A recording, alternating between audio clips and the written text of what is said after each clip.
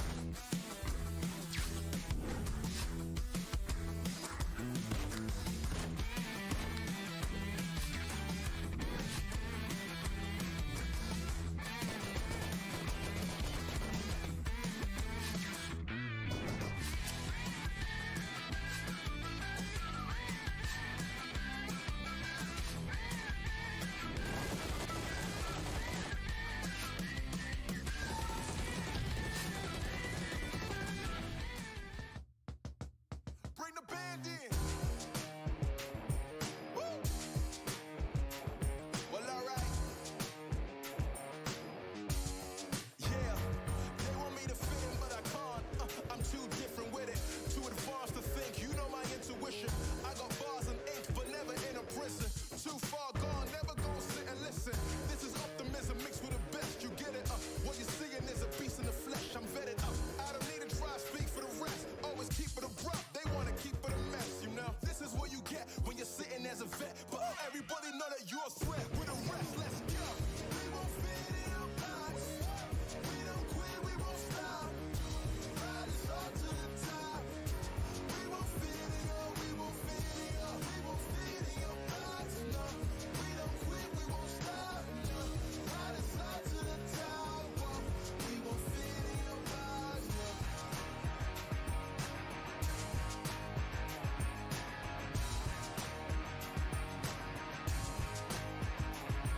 Look, I try to tell you we don't fit in your box. Why you try to box me and I got the key to unlock? I know the locksmith, optics, speak of the lots. I'm eating lobster, chopsticks, freaking the boss, you know. I'll never fit in where I go at. Ooh, boss talk like I'm Boaz. Ooh, why fit in when you know you can stand out still? They remember you more when you hand out deals. Let's go. We won't fit in your box. We don't quit, we won't stop. Ride us all to the top. We won't fit in your, we won't fit in your, we won't fit in your box. No, we don't quit, we won't stop. No, ride us all to the top. Whoa. We won't fit in your box. No. Don't box me in. I do my own thing. Spirit is right within. I got my own way. Violent is not within. Look at the way that I do my African. Better let me loose. You know that I got the juice. Everything I got to do. Words that I speak out my mouth, I gotta move. We can't fit in your box. We too cold and you know.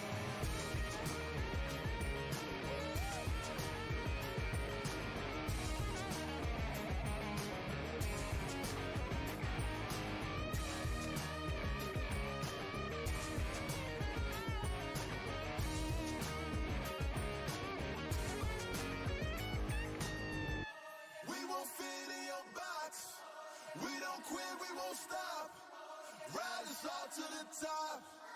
We won't fit in your, we won't fit in your, we won't fit in your box. No, we don't quit, we won't stop. No, ride us all to the top. Whoa. We won't fit in your box. No. Thank you, Ben, for coming out tonight. My name is Son of Augustus. Woo. Let's go.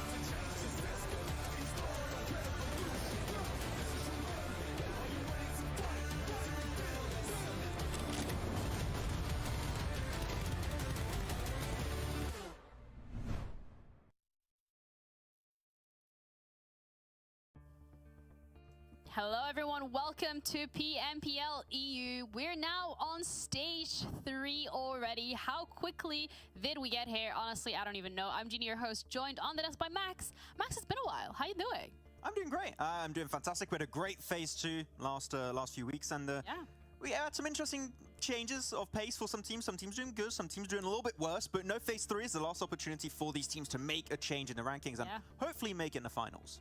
Absolutely. So this week's going to be very important, and for you guys to stay up to date, make sure that you follow the socials just so you're staying in the loop of what's going on, but also because as far as I'm aware, Max, you're still doing giveaways. Yeah, we're still doing giveaways right now. You still got a pinned post. You can go say who your MVP player of the event you potentially think will be, and you'll be entered into the giveaway. And also, I think this weekend we might have an Instagram story giveaway, so if you just stick around and you answer a few questions, you might be able to get one of those cool little skins down there. Look at that, they're cute, they're cool. Look, you get them. Yeah, they're cute indeed. But there's also a survey which you know, you can let us know whether or not you find this broadcast great. If you have any suggestions or any thoughts and feelings that you'd like to share, we're happy to hear what you guys have going on. But let's jump right into the action of this week, Max, because we have a total of 18 teams participating, and it's a new stage, which means it's a new shuffle. Yeah, new little shuffle, and I'm looking at one group in particular right now. Jenny, I am scared for Unicorns of Love. They are just on the brink of elimination, not making it into the finals. And in the last phase, in the Group B with Gladiators, Kanina Power that have been stepping up significantly in the second phase, and Major Pride. Okay, if you were not doing good in the first 2 phases, I don't know if they can have an opportunity to get a single point this time, because that is the roughest group for them to be in. Yeah, it's a little bit of a difficult one for Unicorns of Love, but we had expectations from them that they haven't met just yet. Who knows? Maybe this week is a different week. But let's have a look at the schedule as well for today. A total of 5 maps, as we're basically used to at this point. We have a rotation of Erangel and Miramar, and we only have one little Sandhawk in the middle to cut it right in half. Yeah, I keep saying it all the time, but 2 Erangels, 1 Sandhawk, that's going to be a pretty happy shockwave for this first day, but you know, it's not going to be the case after, and some cool Miramar matches coming in that Major Pride might be able to just get himself some sneaky points over on that one. But overall, they're good battlegrounds that I think those teams are going to be happy about. And no, we haven't had this heal strat, and I got to say, I enjoy Sandhawk a lot more this season. No heal strat, no weird circles, it's fun. Even though I agree with Kalaris and what he said last week, I would like to have more island western finishes, but as a whole, Sandhawk is just a lot more fun and a lot more enjoyable, and it seems like also the players enjoy it more, and it seems that it really works out for them. Well, you can't have everything, Max, but it looks like Major Pride, however, at this point actually can have everything, because they are rolling in the amount of points that they have secured. They're currently sitting on first with a total of 435 points. They are the team to beat. Yeah, a 102-point difference between first and third place between Major Pride and Gladiators. That is an insane lead to have at this point. It's not impossible to come back from that one. It would just require Major Pride to have a really bad phase 3 and Gladiators to have a really good phase 3. But from what Major Pride have been able to do, I expect them to be consistent in this third phase. Mad Balls had a little bit of a drop-off, but also their team has been looking just so dangerous as a whole. And it seems like the entire team has been able to just do so well, not just the side of Zerich. It seems like the entire squad has been doing fantastic in their own regard. So yeah, things are looking great so far, but as we go towards the bottom, a few teams have fallen off pretty significantly, and I'm still looking at Dagestan, and I still want to see more of this team. I mean, Ginny, we saw them in PMEC, and I gotta say, from PMEC to PMPL, the playstyle has not been able to transfer as well in this event. Yeah, absolutely.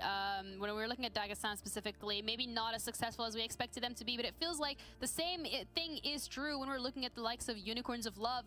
A lot of expectations that we have as well. But I kind of want to go back to the first point that you mentioned, where you were like, oh, by the way, there's a 102-point difference. I'm pretty sure it's not 102 points difference. It's like 80-something. If not 78. But again, we don't do maths on live broadcasts. It's definitely not my strong suit, and Max's neither. Very clearly. But let's have a look at the bonus points instead, because that way we don't have to do the maths ourselves, because it's already added up, and we could very easily, looking just at the graph, say that both first and second place are tied. Yeah, tied up with 37 points. Of course, this is not a point lead is going to be making you like 100% sure to secure the first place in the finals and your spot into the championship. This is just a little bit of a nudge in the right direction, right? Which is, you know, get a few extra points, you're kind of rewarded for having some good phases every single time. So you're going to see Mad Balls 19 points in the first phase, 18 points into the second phase. That is extreme consistency from those guys. Also the case for Major Pride. The thing is, one game from the teams are just a little bit lower, and that point lead is pretty much entirely negated. So sure, you're looking good at the start of the finals, but no, don't rest on your laurels. You still need to get a good result in. Yeah, absolutely. We're looking as well at the likes of Unicorns of Love. I mean, even towards the bottom of the table, getting those extra 10 to 11 points could genuinely mean the difference between being able to make it to the finals and not being able to do so. So again, this stage for every single one of these teams, it's a matter of just get the ball rolling, get on Vikendi, get those points, add in some extra bonus points, and stay in the competition for as long as possible. Now, I wasn't here half of last stage, but you were, Max, here for also half of last stage. So we're just going to combine our knowledge together of both of the halves and see what happened exactly in terms of some of the crazy plays we've seen.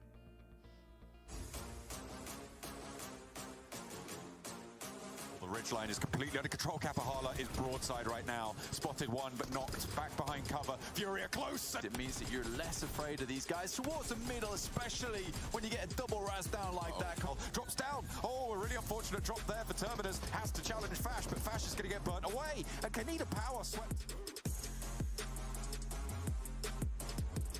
I would say on the rotations to the north side, and maybe that's why we're seeing Major Pride and Shockwave both be able to consolidate their positions so effectively. Yeah, I think they've been real struggling because of that. Happy goes up against the Mad Balls. Goodness me, the double tap, bang, bang, you're gone. You lose that southern portion, it's all of a sudden not. Lumber Pile and Keme and Octavian both will have to march on. That's a beautiful nade, and Keme is going to have to now take the 1v1 out for the challenge. Tapok doesn't take too much damage, and across the way, he gets down Tapok. What is this man made of? He has tried to get across, and they just couldn't. They were going to be shut out time and time again. Major Pride lose another. Not really looking to get res right now, as Frozen is dodging around. It could be a double burst, and Tulika couldn't eat the most of it. That's huge from an aid from Monkey. For Mad Balls, and now it's a 3 versus 1. The res can go. Folly has to break out, and maybe this knock is going to be good, but Frozen has to win the challenge. Will be able to do so. Vector in close range, needs to stand up. Purple going so low. There's a chance. The reload's good for one. Purple now hits the deck, wants to heal, but the spray is good, and Mad Balls. No nades are going to be in the back pocket here. Can't crawl in for the res either, and there's a first aid. That is so important for Monkey. A nade as well, being cooked. The blue zone pushes. Capahala, he's betting it all on this nade. The cook is there. Will he get it in time? He does! Oh. From underneath, it's Major Pride.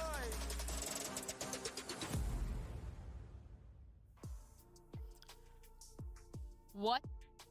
To end stage 2, also and to start it. I mean, we've seen some incredible plays, and I'm sure we're going to see some of those again today. But let's have a little bit of a talking point in regards to how Mad Balls have been performing in stage 2. Coming into phase 1, at the end of phase 1, we said, okay, they're looking really solid, they're doing really great. And even at the head-to-head, we've seen there's been a little bit of a slump. It's not terrible, they're still doing great, but you know, when you set such a high benchmark for yourself, Max. Yeah, I mean, I saw some people in the comments said, oh my god, Mad Balls fell off. So I'm going to say L plus ratio, who asked, because I did not.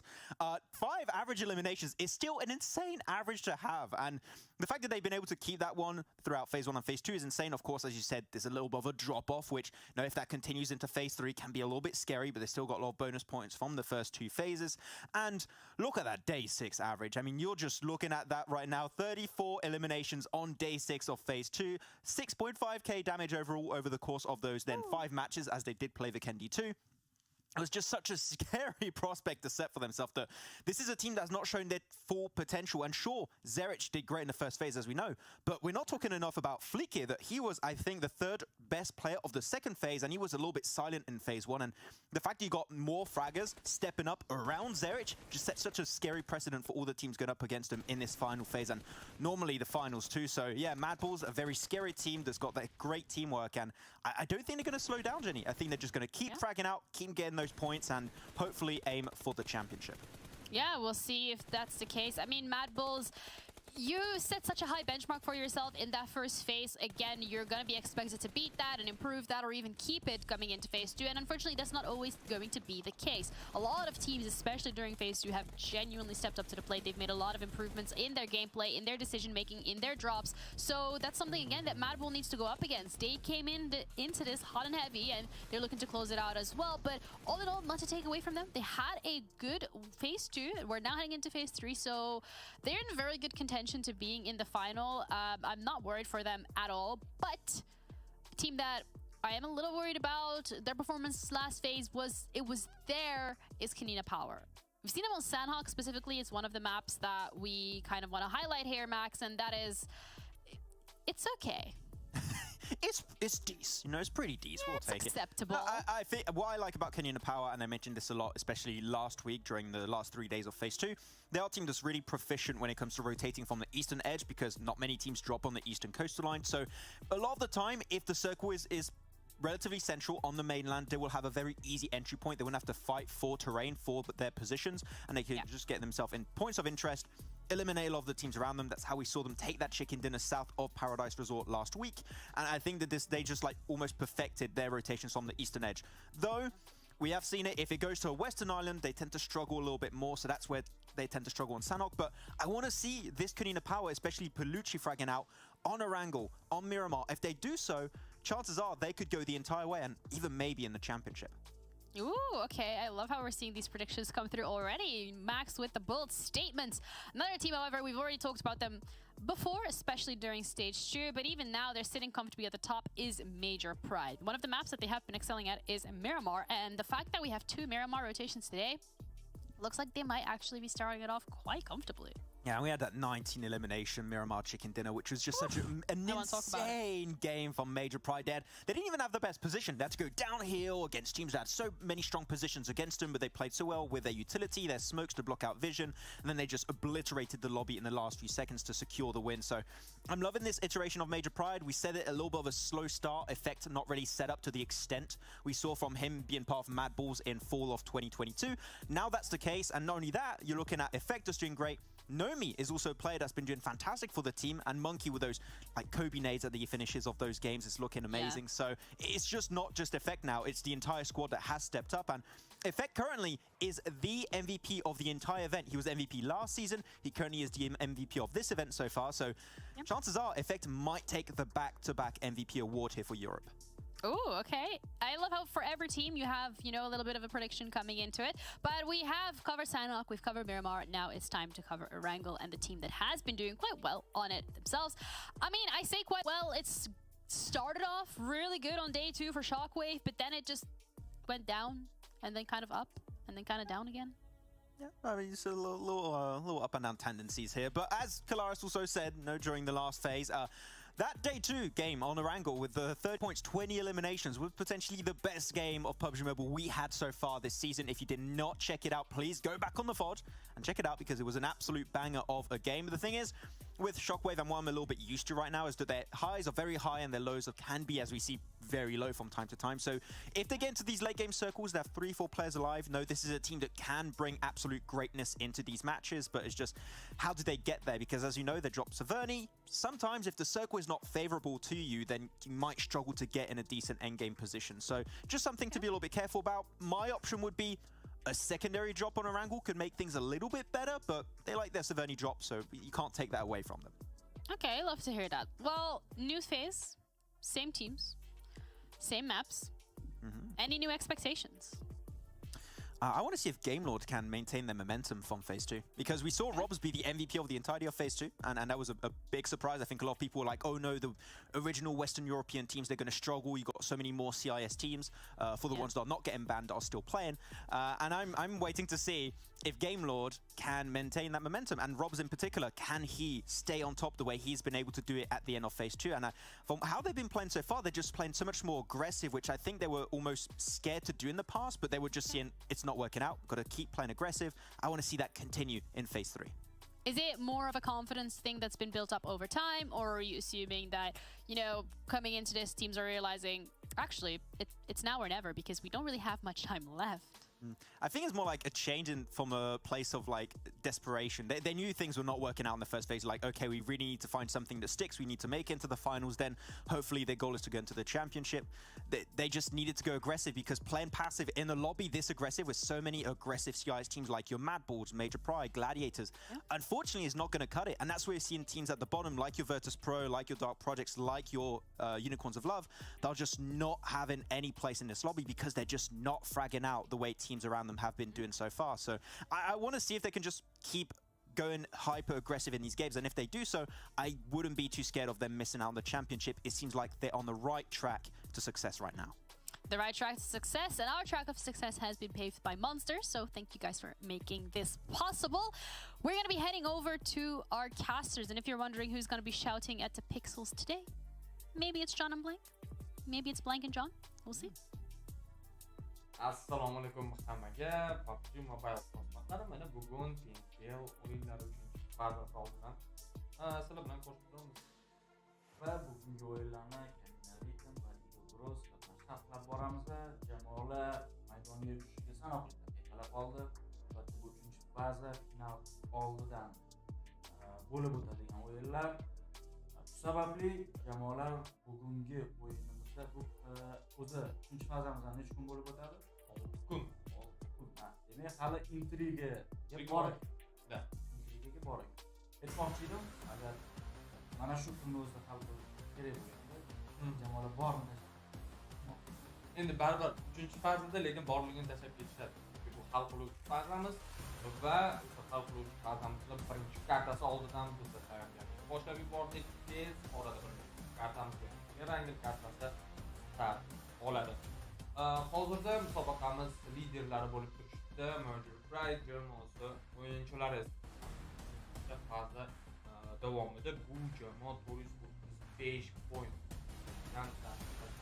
pointlar albatta, va bizda birinchi kartamiz start olganini ko'rishingiz mumkin. Do'stlarimiz esa Lipoka Mention uzruvchadi query taraflariga qarab.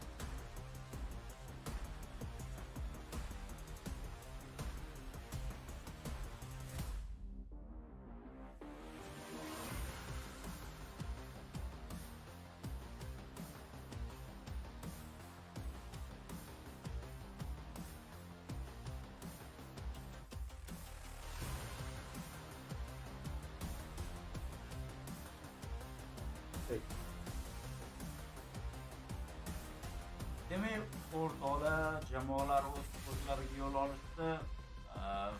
O'zlariga yetib borishdi. Ba'zi bir jamoalar rotatsiya ekanligini ko'rishingiz mumkin. Transferlar bilan endi o'z o'zlariga joylashmoqda. Yana Power o'yinchisi Pelucci bizga namoyish etilmoqda.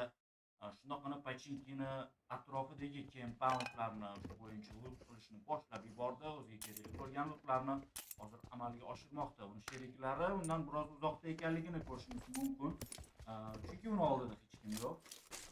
Hozir u yolg'izlikda loot qilmoqda va hozir uni atrofida Major Pride o'yinchisi ko'ringanini ham ko'rdik biz.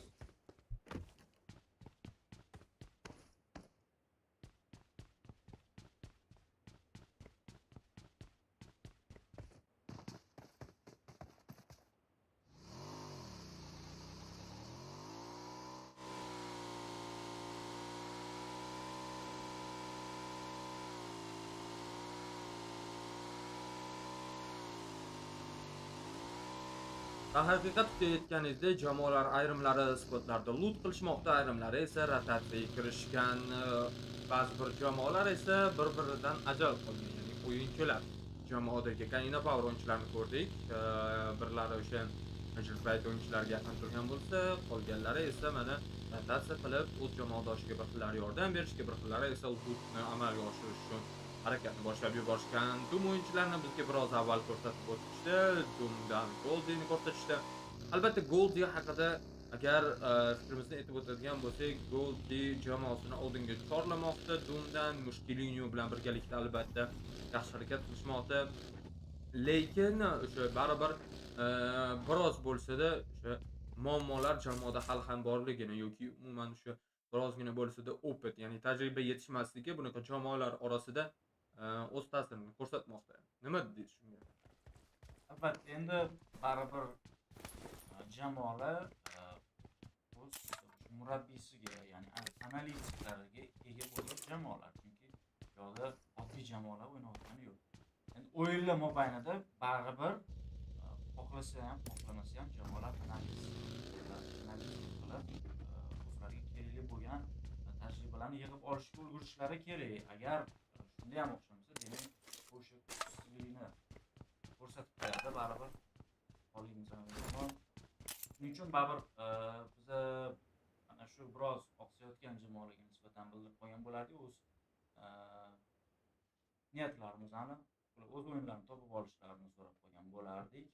Hozir Doom jamoasi o'yinchisi Goldi biroz noqulay vaziyatda, chunki uni oldida Kanina Power jamoasini naqd ikkita o'yinchisi lootlarni amalga oshirmoqda, lekin adashmasam Kanina Power o'yinchilari aniq ma'lumotga ega emas. Aynan Goldi haqida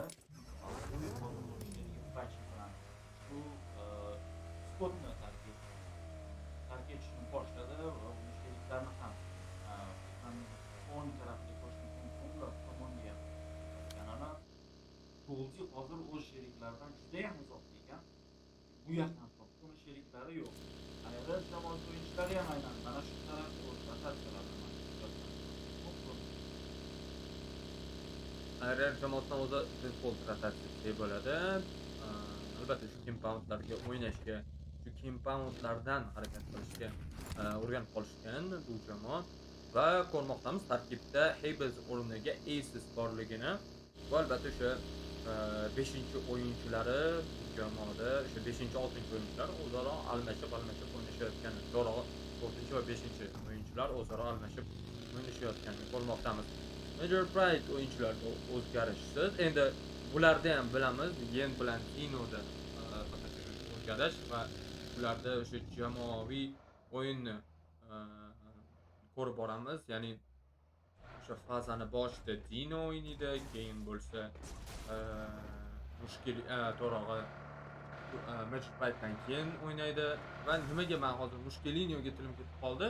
Nimagadir Doom o'yinchilari solo o'ynashga qaror qilishdi. Goldi umuman boshqa yoqda, Mushkilinyo umuman boshqa joyda ko'ryapmiz jamoadoshlari siz. Hozir Pro jamoasi o'yinchilari moqda biroz jamoalardan birinchi fazalarimizda ham ko'ramiz, balki fazaga ular bor kuchlarini, mahoratlarini olib qo'yishgan va bu bizga bugungi kunimizda balki yana navbatdagi bugungi kundan so'ng 5 kun ichida ma'lum bo'lib qoladi. G.G jamoasi o'yinchilari albatta razlyotga biroz o'zlarini birinchi spotlariga noqulay bo'lganligi sababli mana marta yo'llarini qilishgan va hozir marta Avalanche jamoasi o'yinchilari hozir o'zlariga pozitsiya egallash uchun joy albatta bilan hozir rotatsiyani amalga oshirmoqda.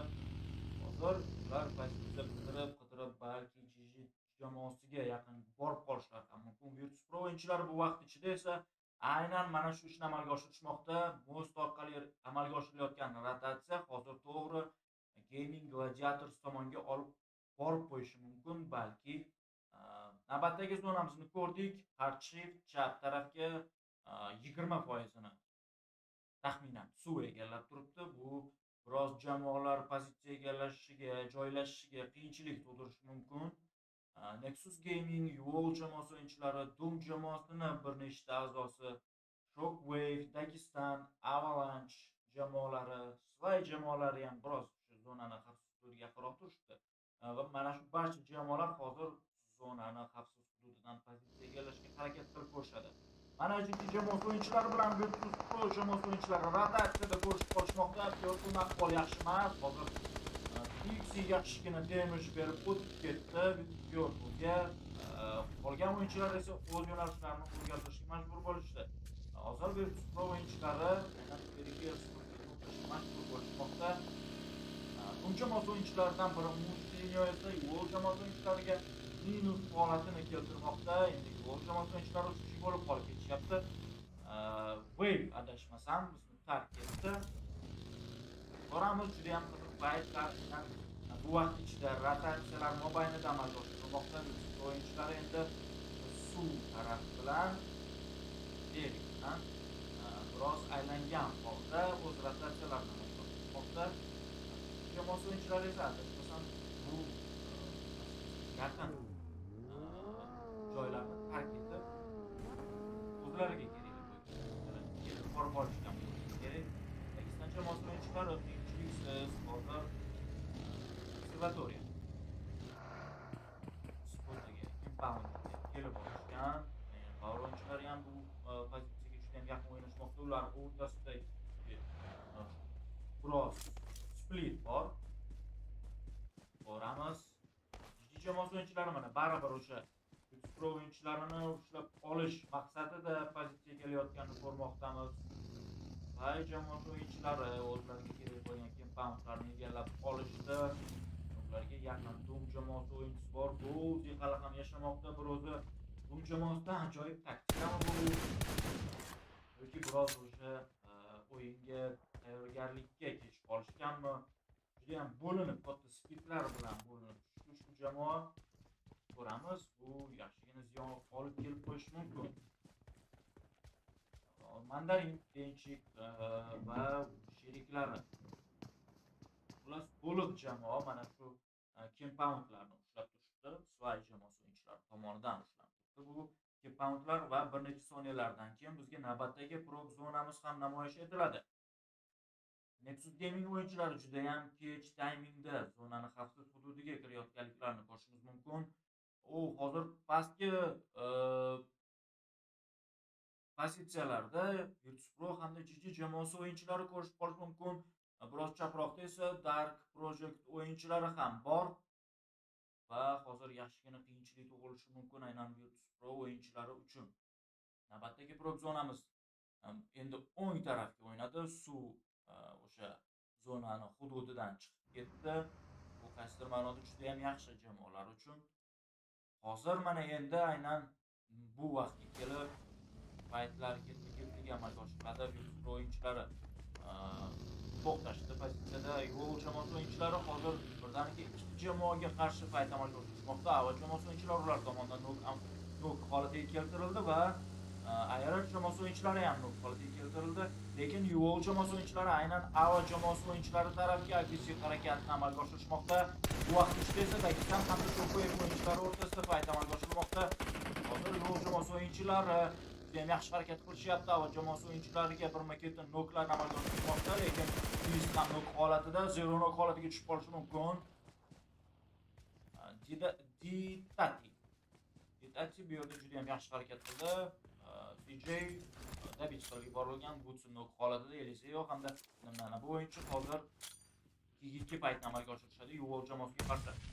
TP jamoasi o'yinchilari esa bu vaqt ichida TP jamoasi o'yinchilariga nok amalga oshirib dabit qilib yuborishdi.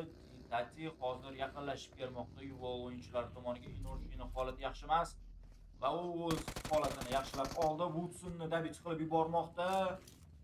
Mana bu o'yinchi tomonidan uloqtirilgan xayeshga esa hech qanday foyda keltirganicha yo'q. Inorshi hozir birgina xayeshka bilan uni ko'rib turibdi, yopib yuborishi mumkin. Va birozgina aniqlik yetishmadi. Ava jamoasi o'yinchisini hozir xabari yo'q edi aynan Inoshi tomoniga va dabit qilib yubormoqda Inoshi. Endi esa bu pozitsiyani tark etishga majbur bo'lmoqda. Bir o'zi qolib ketmoqda. Meku Kitsun ishtirokida u phase'ni dabit qilib yuborilganligini ko'rdik. Va bu rayonimizdagi fight hozircha yakunlandi. GG o'yinchilari hozir bu vaziyatda aynan o'sha Kanina Power o'yinchilari bilan birgalikda VIRTUS.PRO'ni o'rtaga olishayotganini ko'rishimiz mumkin va VIRTUS.PRO hozirgina aytib o'tgan jamoamiz top 13 ga yo'l olishmoqda. 3-faza ham afsuski bu jamoaga omadsiz boshlanmoqda. Top 13 birinchi kartada Kanina Power esa bitta killni hisobligiga yozishmoqda. GG o'yinchilarida ertalabdan killlar hisobi adashmasam 2 ta yoki 3 taga teng bo'lib bo'lgan. Kitsun, Tigzi, Meko va Matic bu squad katta ehtimol bilan 3-fazamizga kelib ham yaxshi o'yin ko'rsatishlari kerak.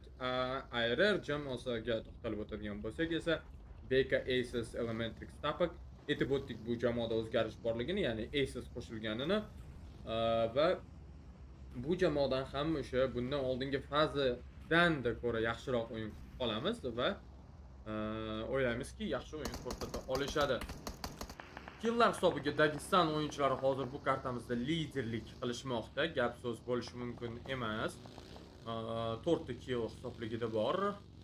Va keyingi prop zonamizni ko'rishingiz mumkin. Dum o'yinchilari mana o'sha bir-birlariga yaqinroq kelib jamoa sifatida endi mana o'ynashayotganini ko'rishimiz mumkin. Shunda ham mana mushkilinyo orqadaligini ko'rishimiz mumkin.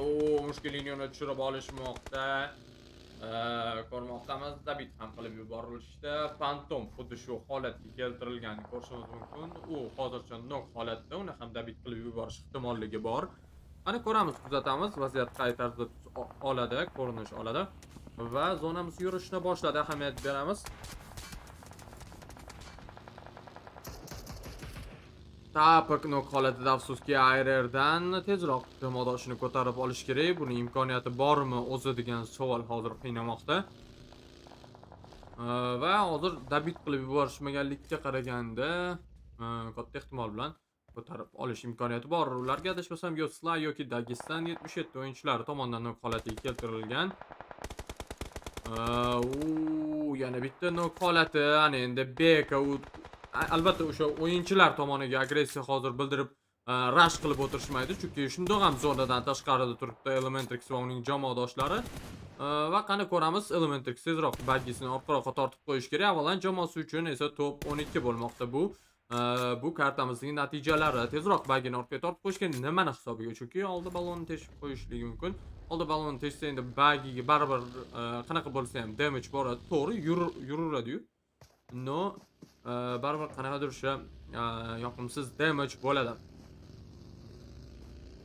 Bekat Tapak bilan ketadigan bitta bagida bo'lganga o'xshaydi. Dark.PRO Jack o'yinchilari late hozir Matic turgan compoundlarni check qilib turibdi va katta ehtimol bilan aynan o'sha pozitsiyada o'yinchi borligini biladi. Mana Matic bu hozir harakati juda ham qo'pol xato bo'lishi mumkin edi, lekin late birozgina shoshganligini ko'rishimiz mumkin. Matic yana compoundlarga o'tib olishga ulgurdi.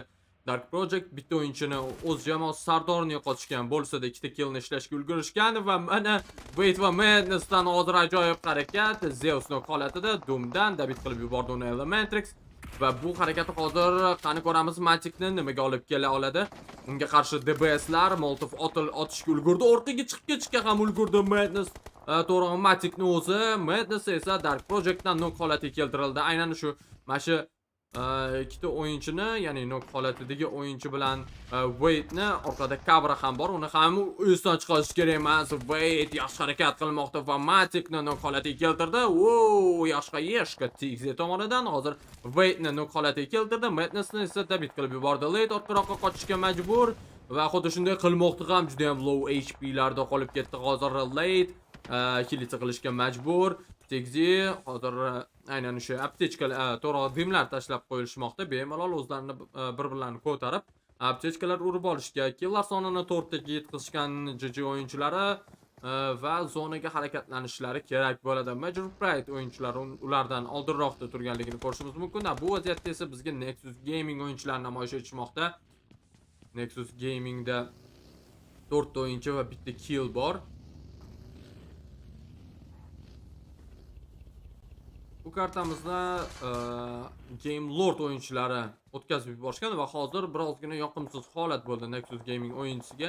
Dimda turgan holatida bagini orqa balonini adashmayotgan bo'lsam teshib qo'yishdi va bu degani bagi o'sha 100% dan 10% ishlaydi degani va 5 soniyadan keyin esa zonamiz yurishni, harakatlanishni boshlab yuboradi. Va qani ko'ramiz, Fache hozir chek qilib turganda aynan Nexusdan Dorin ko'rganligini ko'rishimiz mumkin. Abalduy qani dimlar ichida harakatlanmoqda. Nexus Gaming esa zonaga harakatlanishlari kerak. Ularni to'liqligicha Kanina Power o'yinchilari tekshirib turishibdi.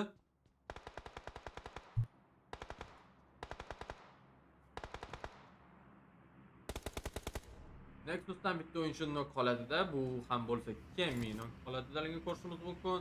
Ular hozir bitta emas, nafaqat bitta, balki bir nechta nok holatiga uchrashligi mumkin.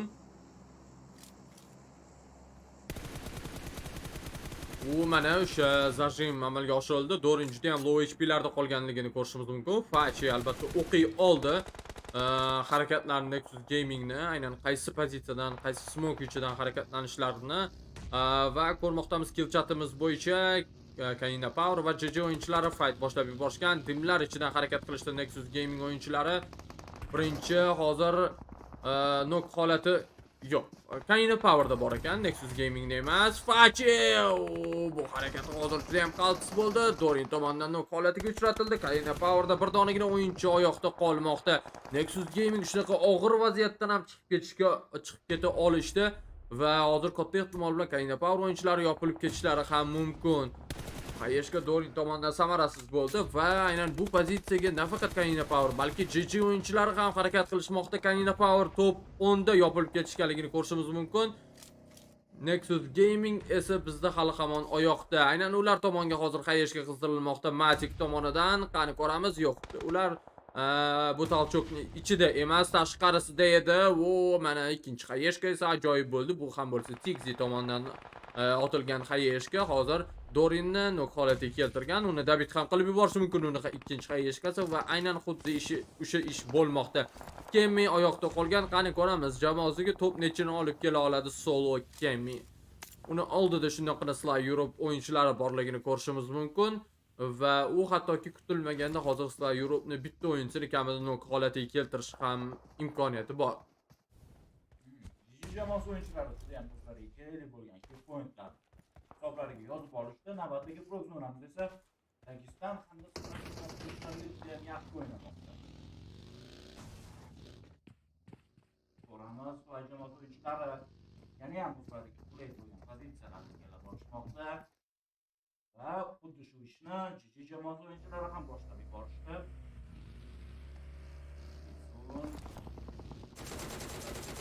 Va hozir Sly jamoasi o'yinchilari tomonidan o'sha bir o'zini shart qilayotgan bu yopib yuborildi.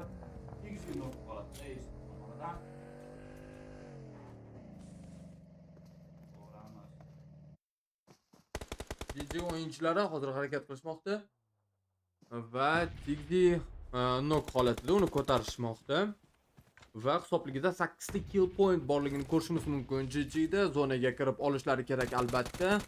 Oldilarda shundoqqina IRR va Nexus Gaming o'yinchilari bor. Major Pride ham hozir fight boshlab ketishgan. IRR bilan Meku bu fightga aralashdi va Tapikni nok holatiga keltirganini ko'rishimiz mumkin, lekin Tapikni otgan Hayeshkasi esa Mankini yoki nok yoki dabit holatiga keltirgan. Katta ehtimol bilan dabit qilib yubordi hozir IRR o'yinchisini Hayeshkasi va ko'ramiz birozgina hozir passivroq harakat qilish kerak, chunki jamoadoshini ko'tarib olish kerak hozir IRR o'yinchilari. Hozir Hayeshkalar uchmoqda IRR tomoniga qarata. Tapik nok holatida birdaniga beka bilan albatta bu harakatdan keyin G.G o'yinchilari agressiv holatga kelishsa arziydi. Qani ko'ramiz va kuzatamiz G.G o'yinchilari nima qila olishadi bu vaziyatda. Ikkita nok holatiga keltirilgandan keyin Tigzi tomonidan hozir yana bitta Hayeshga ikkita o'yinchini dabit qilib yubormoqda. Tigzi shunchaki hozir hamma killarini Hayeshkada qilmoqda. Effekt esa acesni yopib yubormoqda. Shunchaki buterbrod bo'lib qolib ketgan IRR o'yinchilari Major Pride va G.G o'yinchilari uchun kill bo'lishmoqda. Afsuski, o'zbek o'yinchisi bor bo'lgan jamoa bizni top 7 da tark etmoqda. G.G va Major Pride hozir taqdiri qanday bo'ladi? Bu yerdan excuse me o'yinchilari ham kirib kelishmoqda. Yana bir o'zbek o'yinchisi bor bo'lgan jamoa. Qani ko'ramiz, bu vaziyatda nima qila olishadi? Zino tomonidan yaxshi zajim va Furiano holatida Hayesh qotiladi aynan o'sha pozitsiyaga va qani ko'ramiz, ikkinchi o'yinchi nok holatiga uchrab qolar balki. Yo'q, damage bor, hali nok holati yo'q. Qani yana bir marta urinib ko'ryapti. Zino yaxshi tutib olmoqda hozir Furiani, lekin uni o'zini ham ushlab olishdi. Buni Mekko amalga oshirmoqda. Qani ko'ramiz, uni upordagi close fightga kirishayotgan Nomi nima qila oladi? Birinchi nok bor deb esdan, lekin Major Pride o'yinchilarini GG tomonidan yopilib ketilmoqda. GG hisobiga 13-kill point. Hozir dahshatli harakatni amalga oshirishmoqda GG o'yinchilari. Ketma-ket killlarni ishlab albatta hozir tezroq Tigzini ko'tarib olish kerak, yo'qmasam u ham datok bo'lsa duo holatida qolishadi GG o'yinchilari. Qani ko'ramiz, slaydan 4 ta o'yinchi, Dagestan 77 ta o'yinchilari 4 ta bo'lib harakat qilishmoqda. Birozgina o'sha fightlarda qatnashmagan holatda bo'lsa ham excuse me dan ham 4 ta o'yinchi bor. Bek Quick ko'rmoqdamiz va qani ko'ramiz qanday harakat qilishadi jamoa o'yinchilari. Tigzino holatida reflekt tomonidan ajoyib o'yin, ajoyib harakat. Ko'ramiz, kuzatamiz. Tip tomoniga zajim amalga oshirildi va nok holatiga ham keltirildi. Black tomonidan excuse me o'yinchilari hozir bizani birinchi kartamizdanoq balki top 1 bilan xursand qilishar. Albatta bu ajoyib bo'lar edi. Tinchlik nok holatida aynan sizlar Yevropa o'yinchilari GG tomoniga aktiv harakatni amalga oshirishmoqda. Excuse me, ko'ramiz. Hisoblarda kill point yo'q, lekin top 4 o'ynalmoqda eslatib o'tamiz. 5 soniyadan keyin esa zonamiz yurishni boshlaydi. Dagestan 77 o'yinchilari qani ko'ramiz. 4 ta bo'lib harakat qilishmoqda va 4 ta killlari ham bor. Zadira, Limba, Boom, Shifu hozir oldinlab olishdi. Uchilovligi bitta pozitsiyani egallab turibdi.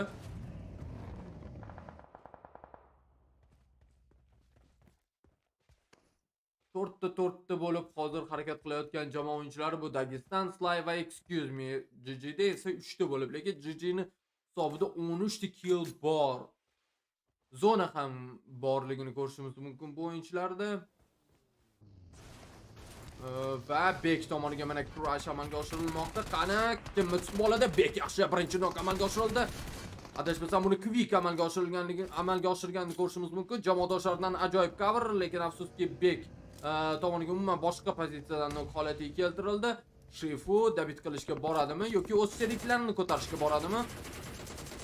Zadira dabit qilib yuborildi. Yaxshi, ikkinchi o'yinchi ham dabit qilib yuborildi. Adashmasam Dagestan 77 o'yinchilari to'liqonli hozir duo holatda qolishganligini ko'rishimiz mumkin. Ham yurtimizni esa sizlar Yevropa o'yinchilari dabit qilib yuborishmoqda. Bir zumda vaziyat tubdan o'zgarib ketganligini ko'rishimiz mumkin.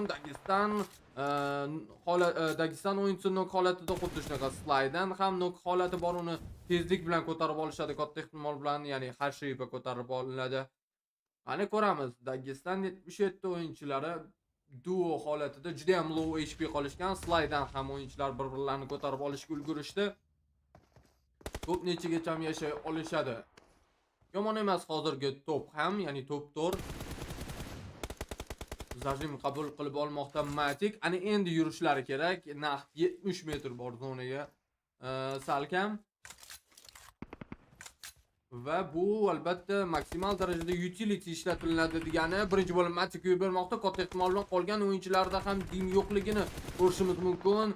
Bu kartadagi statistikasini ham namoyish etib o'tishmoqda. GG o'yinchilarni 13 ta kill ishlashga aytib o'tamiz va yopilib ketishmoqda bir zumda GG o'yinchilari top 4ga. Va ularning ketidan qani qaysi jamoa bo'ladi yopilib ketadigan. Excuse me dan to'g'ri slaydan o'yinchilar birozgina qaltis harakat qilishdi va transportni olib harakat qilishayotganini ko'rishimiz mumkin. Dagestan 77 o'yinchilari duo holatida qolishgan. Ana Limba Boom va Shifu top nechini qo'lga kirita olishadi. To'puvchi o'ynalmoqda eslatib o'tamiz. 3 ta jamoa, 9 ta o'yinchi bor bu kartamizda. Sly jamoasi o'yinchilari hozir ham chiroyli pozitsiyani egallab olishdi. Aynan o'sha bu hozir juda ham yaxshi o'yinchilar, o'ynachilar.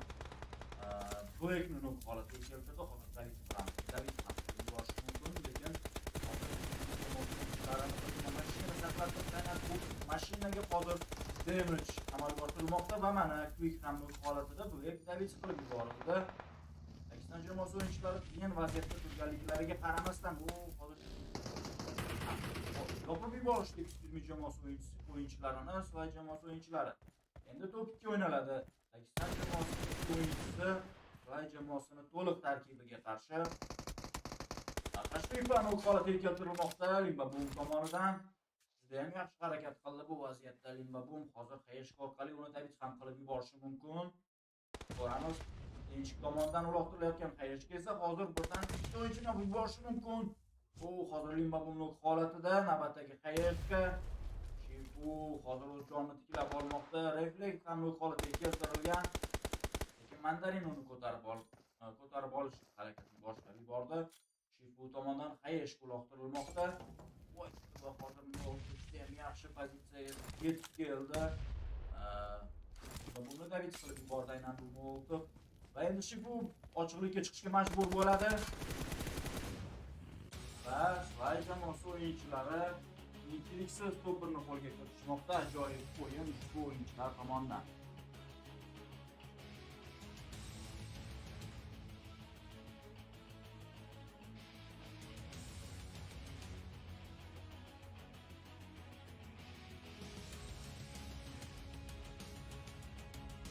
Ajoyib birinchi karta uchinchi fazamizni boshlab berdi. Qaynoq paytlar va Fly Europe o'yinchilari top 1 bilan boshlashmoqda bu kartamizni. To'g'ri, bu fazamizni ularni tabriklab qolamiz va tez orada ikkinchi kartamiz, ya'ni Miramar kartasi start oladi.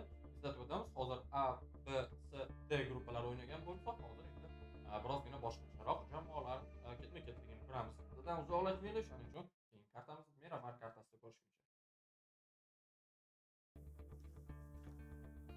They do close out the game in style. We do not close out our predictions in style, but that's okay because life happens. Hey, welcome back, guys. Ginny and Max on the desk.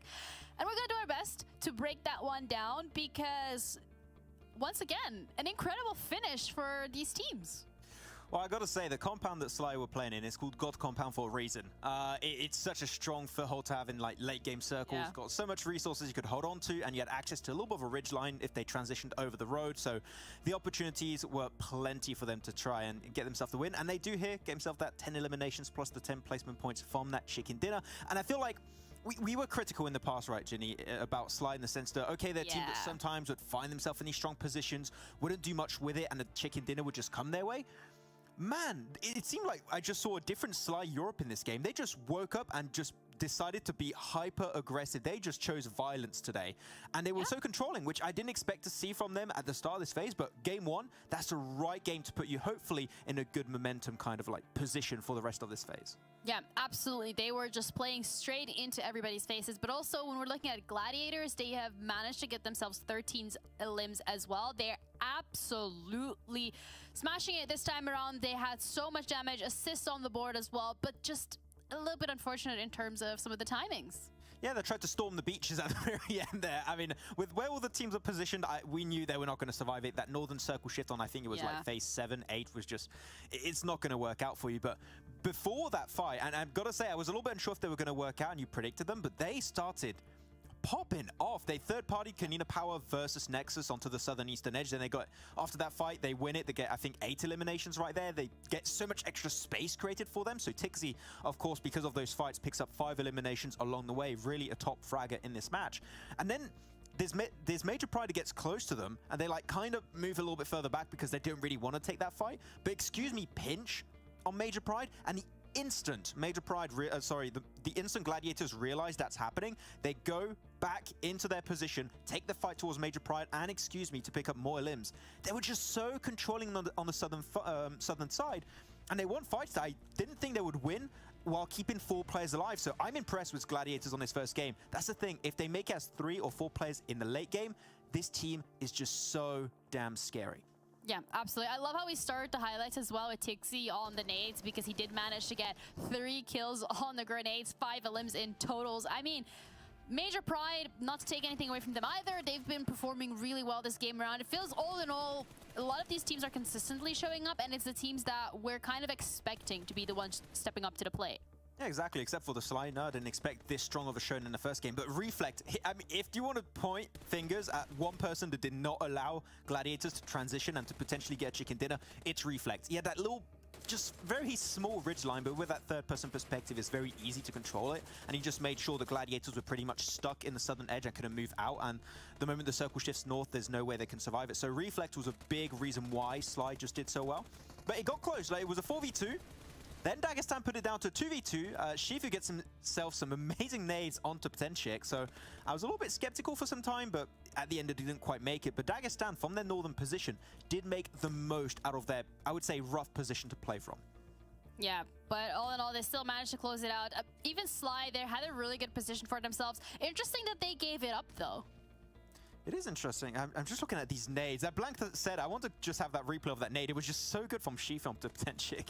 I'm impressed. But then the Molly forces Shifu away towards that Krace. It doesn't quite make it. But yeah, good showcase from Sly and Dagestan, a team that I would say needed some points in. So that's going to put them on a right track to hopefully make it further into the finals. Yeah, speaking of Dagestan, actually one of the teams that performed really well on this first map here in Stage 3. Let's have a video. Let's have a look.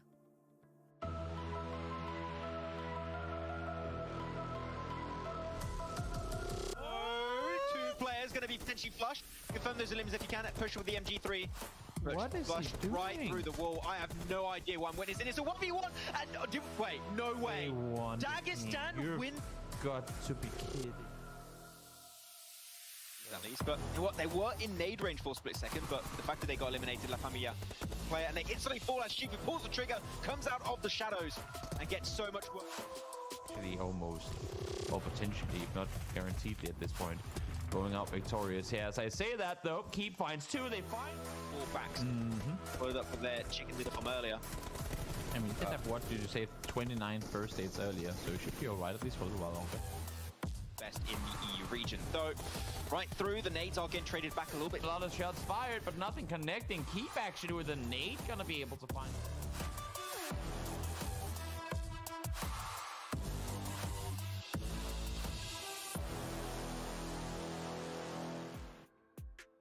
Saying as that video was playing, Shifu IGLing and fragging. That's impressive.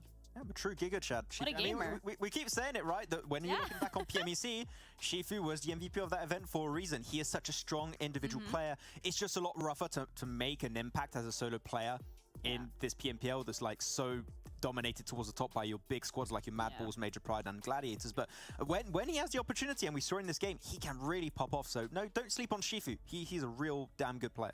Yeah, absolutely. He was the MVP PMEC, so that is definitely not something to sniff your nose at. But another thing that we shouldn't be sniffing our nose at is the teams that have been performing very well on Miramar, considering that Miramar is coming up next. So these are teams that we got to keep our eyes on. We got to be expecting them to be showing up to the plate as well. At some point, we're going to be there. We go. Major Pride on top, followed by Gladiators, Mad Bulls, Nexus, and the Muerte still holding that spot. They've been a little sleepy. Yeah, very sleepy, actually. I want to see a lot more from De Muerte. I think I'm not the only one that thinks this. I want to see more from Malloy. I want to see more from your boy Discrim. I want to see the fragging duo that we had just dominating phase one back in full swing in this third phase. But yeah, unfortunately, I couldn't even tell you what's been happening. I feel like in phase two, a lot of teams that were maybe struggling at the start just had a major step up. You're looking at your Gladiators, you're looking at your Major Pride. Yeah, absolutely. But now, it just seemed like they were just not able to deal with that level of competition anymore, and I have not seen them back to their glory days of phase one. So it could happen here. Like we saw Sly get the first chicken dinner, anything could happen, but De Muerte, I don't know what's going on. We need to see a big change of pace for them to get the points they need in phase three. Yeah, absolutely. I think it's very telling the fact that any team genuinely can just show up on the day, get onto the server, and just get that chicken dinner, get those limbs that they need, get the points that they need. But it also means that the competition is very fierce, and when you're starting to slow down a little, it does allow your Major Prides, your Mad Bulls to take over. So whether or not the Muerte is going to be showing up on this map specifically, we're going to be finding out with John and Blank.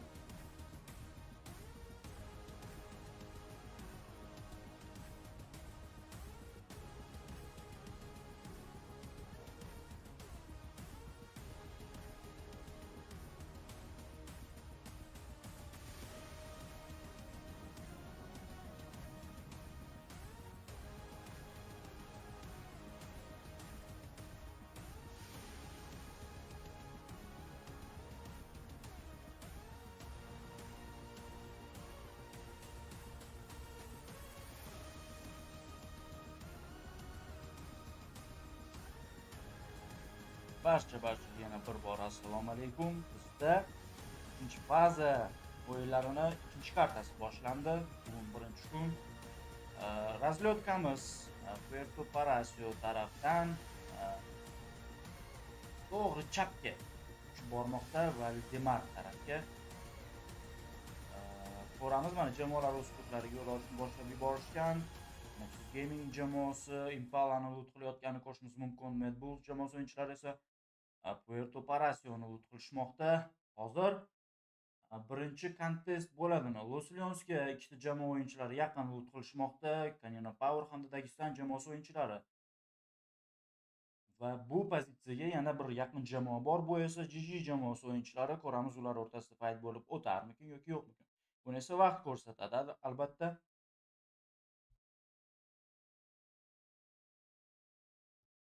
Birinchi prog zonamizni ko'rmoqdamiz. Default zonalardan bittasi degan bo'ladi. Barcha jamoalar hozir qiyinchiliksiz zonaning xavfsiz hududiga kirib olishi mumkin. Razlyotkaga nisbatan juda ham qulay bo'lgan prog zona bo'ldi hozir. Doom jamoasi o'yinchilari kartamizning o'ng taraf yuqori qismida El Azaharga yetib borishganini ko'rishimiz mumkin va ular u yerni lut qilib, menimcha bitta prog zonani qo'yib yuborishadi va keyin o'z rotatsiyalarini amalga oshirishadi. Muerto jamoasi o'yinchilari Monte Nuevo spotiga yetib olishgan. Bu jamoa mana bu ikkinchi kartamizdan aynan o'yinga qo'shilishdi. Hozir Qashqqa tomonidan Winchester orqali o'q uzildi. Shockwave ham adashmasam. Snowbix esa hozir o'ziga kerak bo'lgan transportni topdi va endi o'z rutini amalga oshirishadi. Ko'ramiz, birinchi kartamizda Erangel kartasida juda ham ajoyib o'yin namoyish etdi bizga Soay jamoasi o'yinchilari va aynan bu kartamizda ham ushbu jamoadan chiroyli o'yinlarni kutib olgan bo'lardik. GG jamoasi o'yinchilari ham ajoyib killlar nisbati ko'rinishida bizga chiroyli o'yinlarni namoyish etishdi. Top 3 da adashmasam, ushbu jamoa top 4 da adashmasam bu jamoa bizni tark etdi birinchi kartamizda. Ikkinchi o'rinda adashmasam jamoasi o'yinchilari yakunlashdi o'z o'yinlarini va ikkinchi o'rinda 2 kishi bo'lib qolib ketgan Dagestan jamoasi o'yinchilari Soay jamoasi o'yinchilari tomonidan yopib yuborildi. Pikado spotini Kasik jamoasi o'yinchilari lut qilishmoqda to'liq tarkib bilan Kasik, Unicorn, Striker, Ingush. Bu jamoa ham juda ham yaxshi harakat qila oladigan jamoalar ro'yxatiga kiradi. Albatta, lekin ulardan biroz yorqin o'yinlarni biz ko'rmayapmiz. Stabil harakat yo'q aynan bu jamoada, balki 3-fazada ular ham o'zlarining yorqin o'yinlarini bizga namoyish etishni boshlab yuborishadi. Excuse me jamoasi o'yinchilari top 3 ni qo'lga kiritgan jamoa birinchi kartamizda to'liq tarkib bilan tushgan. Ular ham o'sha Valdemar spotini lut qilishmoqda. Dagestan jamoasi o'yinchilari bilan mana o'sha Losyonsdagi bir-biriga yaqin bo'layotgan kontest Kanina Power o'yinchilari ular ko'p kuzatamiz. Shu o'zaro fightga kirishmaydi albatta. Xotirjamlik bilan o'z lutlarini amalga oshirishadi. Hozir ham aynan shu tarzda o'z lutlarini amalga oshirishmoqda. Ingush bizga namoyish etilmoqda. Pikado endi shu zonaning ichida ular bemalol hozircha o'z lutlarini amalga oshirishlari mumkin.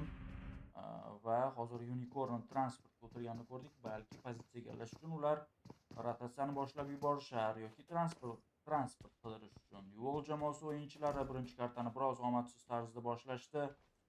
Mana endi hozir Labenditaga yaqin bo'lgan compoundlarni lut qilib, endi keyingi pozitsiyaga yo'l olishadi. Ularda biroz shu transport bilan balki muammo bo'lishi ham mumkin.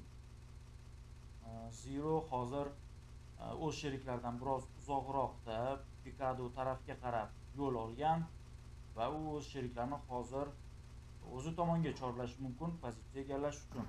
Ko'ramiz hozir birinchi prog zonamizdan ikkinchi prog zonamizda aynan rotatsiya mobaynida jamoalar bir-biriga to'qnash kelib qolishi mumkin. Yo'l jamoasi o'yinchilari o'z sherigi tomoniga rotatsiyani boshlab yuborishdi. GG jamoasi o'yinchilari bizga namoyish etilmoqda. Juda ham ajoyib killlar ketma-ketligini bizga namoyish etishdi birinchi kartamizda. Shu biroz zona oxiriga kelib ulardan qochganligi sababli ular majbur bo'lishdi o'z pozitsiyalarini tark etishga va excuse me hamda slay jamoasi o'yinchilari tomonidan juda ham qiyinchilikka uchrashdi va slay jamoasi o'yinchilari jamoasi o'yinchilarini yopib yuborishdi aynan birinchi kartada. Hozir qay tariqa harakat qilishadi ko'ramiz. Baldoy hozir biroz transportini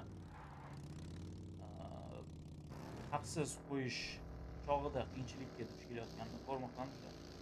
Senani unga xalaqit berganini ko'rdik. Bu o'yinchilari PMPL tark etib o'z rotatsiyalarini boshlab yuborishdi. Va o'sha chap tarafdan Valdemar taraf bilan harakatlanib zonani xavfsiz hududiga kirishni maqsad qilib qo'yishgan ko'rinishadi. Frozen o'z sheriklarini oldinga boshlab ketmoqda. Tulika biroz oldiroqda ekan, hattoki Frozendan. Nexus Gaming o'yinchilari esa mana o'zlariga kerakli bo'lgan transportlarni topishgan va pozitsiya egallash uchun ular ham rotatsiyani amalga oshirmoqda. Hala Octavian Midori. Bu jamoa ham shu Yevropa jamoalari ichida juda ham yaxshi ko'rsatkichlarni ko'rsatib qoladigan jamoalar turga kiradi va ko'ramiz bu jamoa hozir aynan Miramar kartasida qay tariqa harakat qilishadi. Shockwave hamda Sly Europe jamoasi o'yinchilari bir-birlariga juda ham yaqin turishdi. Shockwave o'yinchilari Hasendi spotini egallab turishdi. Ularga hozir Sly jamoasi o'yinchilari qiyinchilik tug'dirishi mumkin agar xohlashsa va ularga yana yaqin pozitsiyada Game Lord o'yinchilari ham harakatlanishmoqda. Doom jamoasi o'yinchilari esa o'ng taraf yuqori qismidan kirib kelishmoqda. Birinchi kartamizda Doom jamoasi o'yinchilaridan biroz tushunarsiz taktik harakatmi balki yoki biroz muammo hisobigami ulardan katta splitni ko'rdik o'yin boshida va u yaxshigina ziyon keltirdi bu jamoaga nisbatan. Navbatdagi prog zonamizni ko'rdik. O'ng tarafga qarshi shiftni amalga oshirmoqda. Goslionsni birozgina qismi, La Benditani birozgina qismi, Graveyard, Picado to'liq egallanib turilmoqda. Aynan bu progimizga nisbatan ko'ramiz. Hozir chap tarafda harakatlanayotgan barcha jamoalar zonani xavfsiz hududiga kirishga majbur bo'lishadi. Bu ishni esa Dagestan jamoasi o'yinchilarini amalga oshirib yuborish boshlashdi. Hozir shundoqqina Los Lions pastda joylashgan angar compoundlarni egallash uchun rotatsiyani amalga oshirishmoqda. Bu o'yinchilari hozir biroz tushunarsiz harakat qilishdi. Bir-birlariga to'qnashib ketishdi rotatsiya chog'ida. Ko'ramiz. Major Pride o'yinchilari zonani xavfsiz hududiga kirib kelishyapti. Ularning orqasida shundoqqina yonginasida Blake harakatlanayotganini ko'rdik. Va buni Major Pride o'yinchisi Dino ham ko'rgan. Blake'ni nok holatiga keltirdi. Flight jamoasi o'yinchilari esa Nexus Gaming o'yinchilari bilan fight amalga oshirishmoqda. Dino Blake'ni David qilib yubordi, Kabahalan David qilib yubordi. Flight jamoasi o'yinchilari Dorin hozir nok holatiga keltirmoqda. Reflektni juda yaxshi harakatlar aynan Dorindan, lekin Mandarin ajoyib tarzda hozir tashqaridan turib sakragan holda Dorinni nok holatiga keltirdi va David qilib yubordi. Kimi hamda Octavian hozir duos qolib ketmoqda Nexus Gamingda. Reflect nok holatida, Mandarinni esa ahvoli yaxshi emas. Hozir Nexus Gaming o'yinchilari tomonidan granatalarga tutilmoqda Sly jamoasi o'yinchilari va Mandarin nok holatiga keltirildi. Kimi uloqtirgan hayash orqali Doom jamoasi o'yinchisi Gold esa Potenchikni nok holatiga keltirmoqda. Hozir bu faytga 3-chi jamoa ham qo'shilmoqda. Kimi hozir agressiv harakat qilgan holatda Sly jamoasi o'yinchilari tomoniga kirib keldi, lekin jazolandi. Tashifa hozir bir o'zi qolib ketgan. Octavian hozir agressiv tarzda harakat qilib kirib keldi, lekin Nexus Gaming o'yinchilarini yopib yuborishmoqda. Sly jamoasi o'yinchilari, Doom jamoasi o'yinchilari esa bu faytga o'z vaqtida qo'shilishmoqda. Tashifa juda ham qiyin holatda. Albatta hozir Doom jamoasi o'yinchilari qiyinchiliksiz solo qolib ketgan Sly jamoasi o'yinchisini yopib yuborishdi. Hozir aynan mana shu bitta faytda ikkita jamoa yo'qotildi.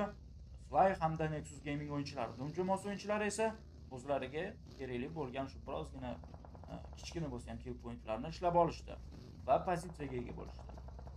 Hozir endi bu pozitsiyaga Game Lord o'yinchilari, Shockwave o'yinchilari ham biroz yaqinroq turishdi. Ko'ramiz. Navbatdagi prog zonamiz ham hozir bir necha soniyalardan keyin bizga namoyish etiladi. Yuqori tarafdan DMRT jamoasi o'yinchilari zonani xavfsiz hududiga kirib kelayotganini ko'rishimiz mumkin. G.G jamoasi o'yinchilari, UOL jamoasi o'yinchilari juda ham chiroyli pozitsiyada turishdi va navbatdagi zona aynan ularga juda ham chiroyli namoyish bo'lmoqda. Ko'ramiz, hozir Demuerte jamoasi o'yinchilari yana zonani xavfsiz hududiga kirishga harakat qilishga majbur bo'lishadi. Shockwave o'yinchilari esa hozircha o'z pozitsiyalarini egallab turishdi. Ularning shunaqa yonginalarida Game Lord o'yinchilari bor. Yuol jamoasi o'yinchilari aynan Game Lord turgan pozitsiyaga yaqin turishdi. Hozir aynan bu rayonda faytlar ketma-ketligi bo'lib o'tishi mumkin.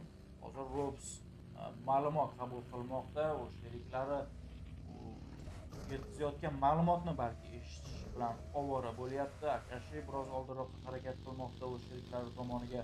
Shockwave o'yinchilari esa pozitsiyalarini o'zgartirishmoqda. Siko hozir o'z sherigiga yaqinroq keldi. Balki zonani o'sha orqa taraflarini yopib olish maqsadida ushbu ishlar amalga oshirilmoqda. Lekin orqa tarafda hech kim yo'q. Shockwave o'yinchilari bu ma'lumotni albatta bilishmaydi. Demuerte jamoasi o'yinchilari mana hozir aynan o'sha ikki o'yinchi turgan pozitsiyaga yaqinroq harakatlanishmoqda. Rotatsiya amalga oshirilmoqda. Demuerte jamoasi o'yinchilari tomonidan to'liq tarkib bilan ushbu pozitsiyaga juda ham yaqin tarzda harakat qilishmoqda. Hozir Classic jamoasi o'yinchilari ham ularni kutib olishi mumkin.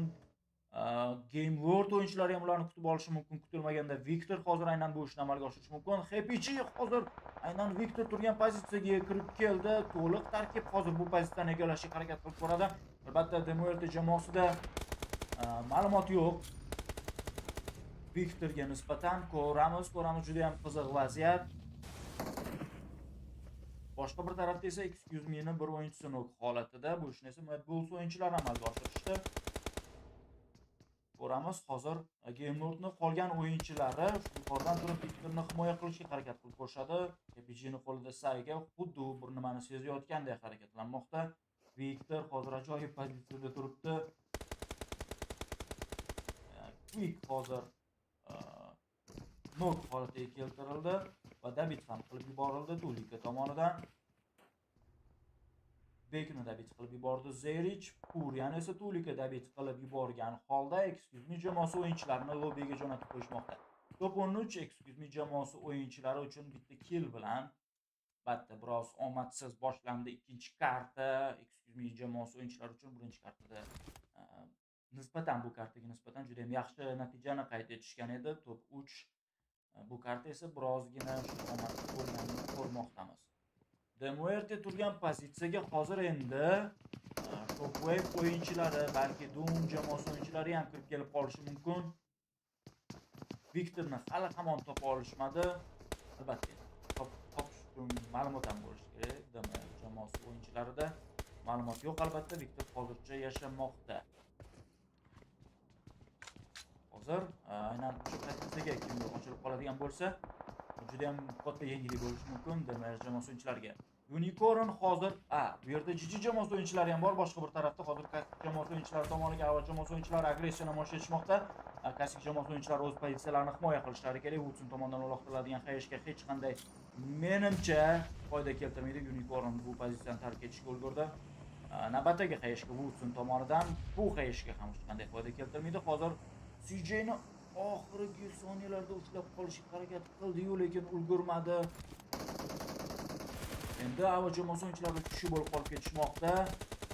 Hozir Unicorn biroz qiyin vaziyatda qolib ketdi.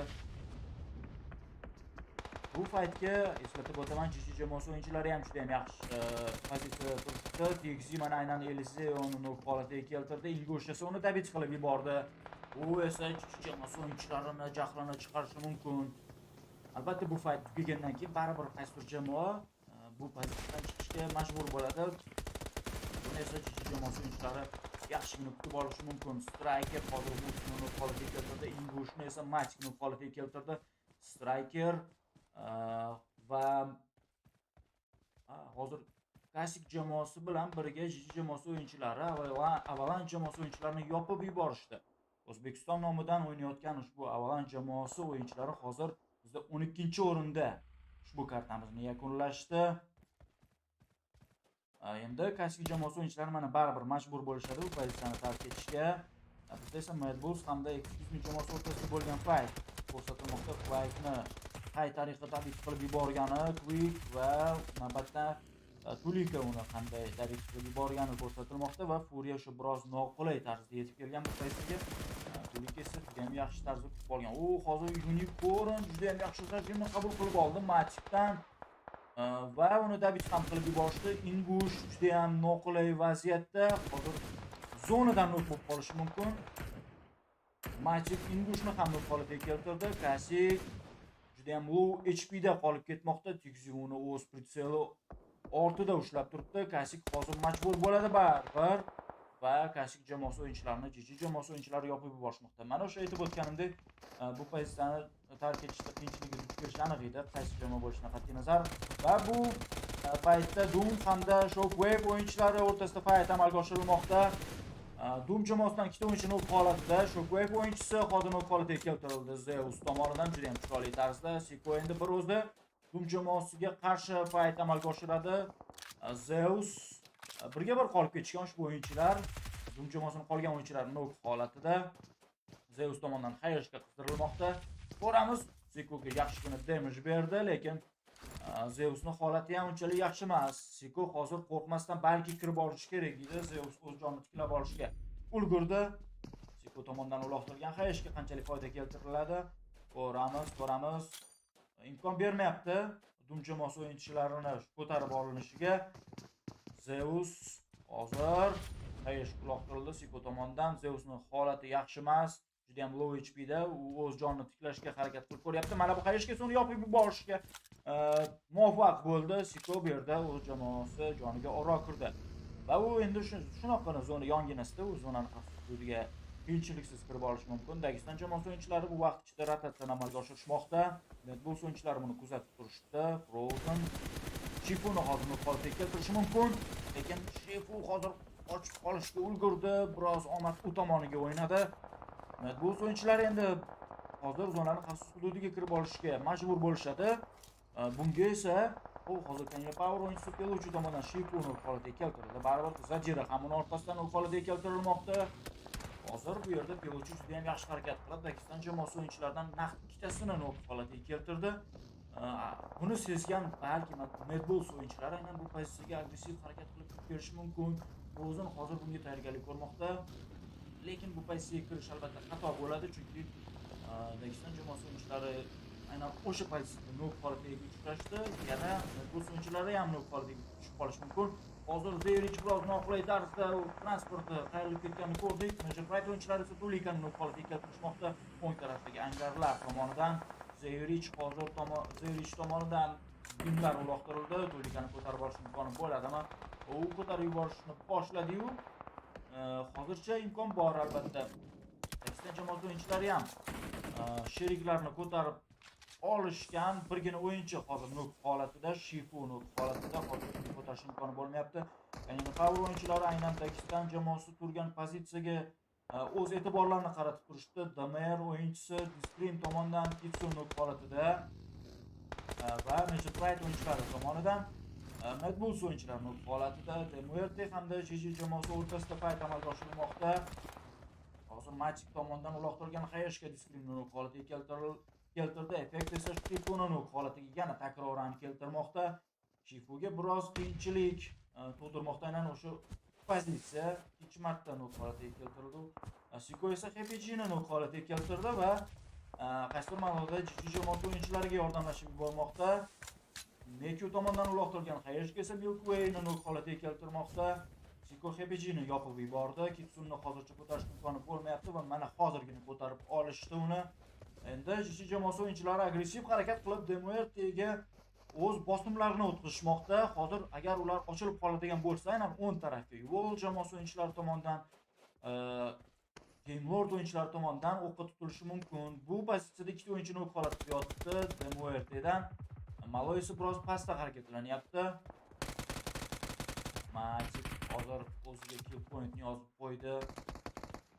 Juda ham yaxshi. Maloy hozir bu pozitsiyani tark etishga majbur bo'ladi. U o'z hisobiga 3 ta kill yozib qo'ygan.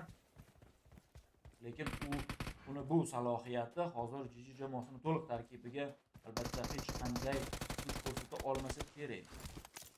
Maloy pozitsiyada qo'lida yaqin masofaga harakat qilish uchun DBS bor. Hozir aynan bu DBSga tegib tushib qolishi mumkin, lekin Matic tushib, hozir naqd ikkita o'yinchiga nokni amalga oshirdi-yu, lekin Meki o'z jamoadoshlari joniga oro kirdi bu vaziyatda.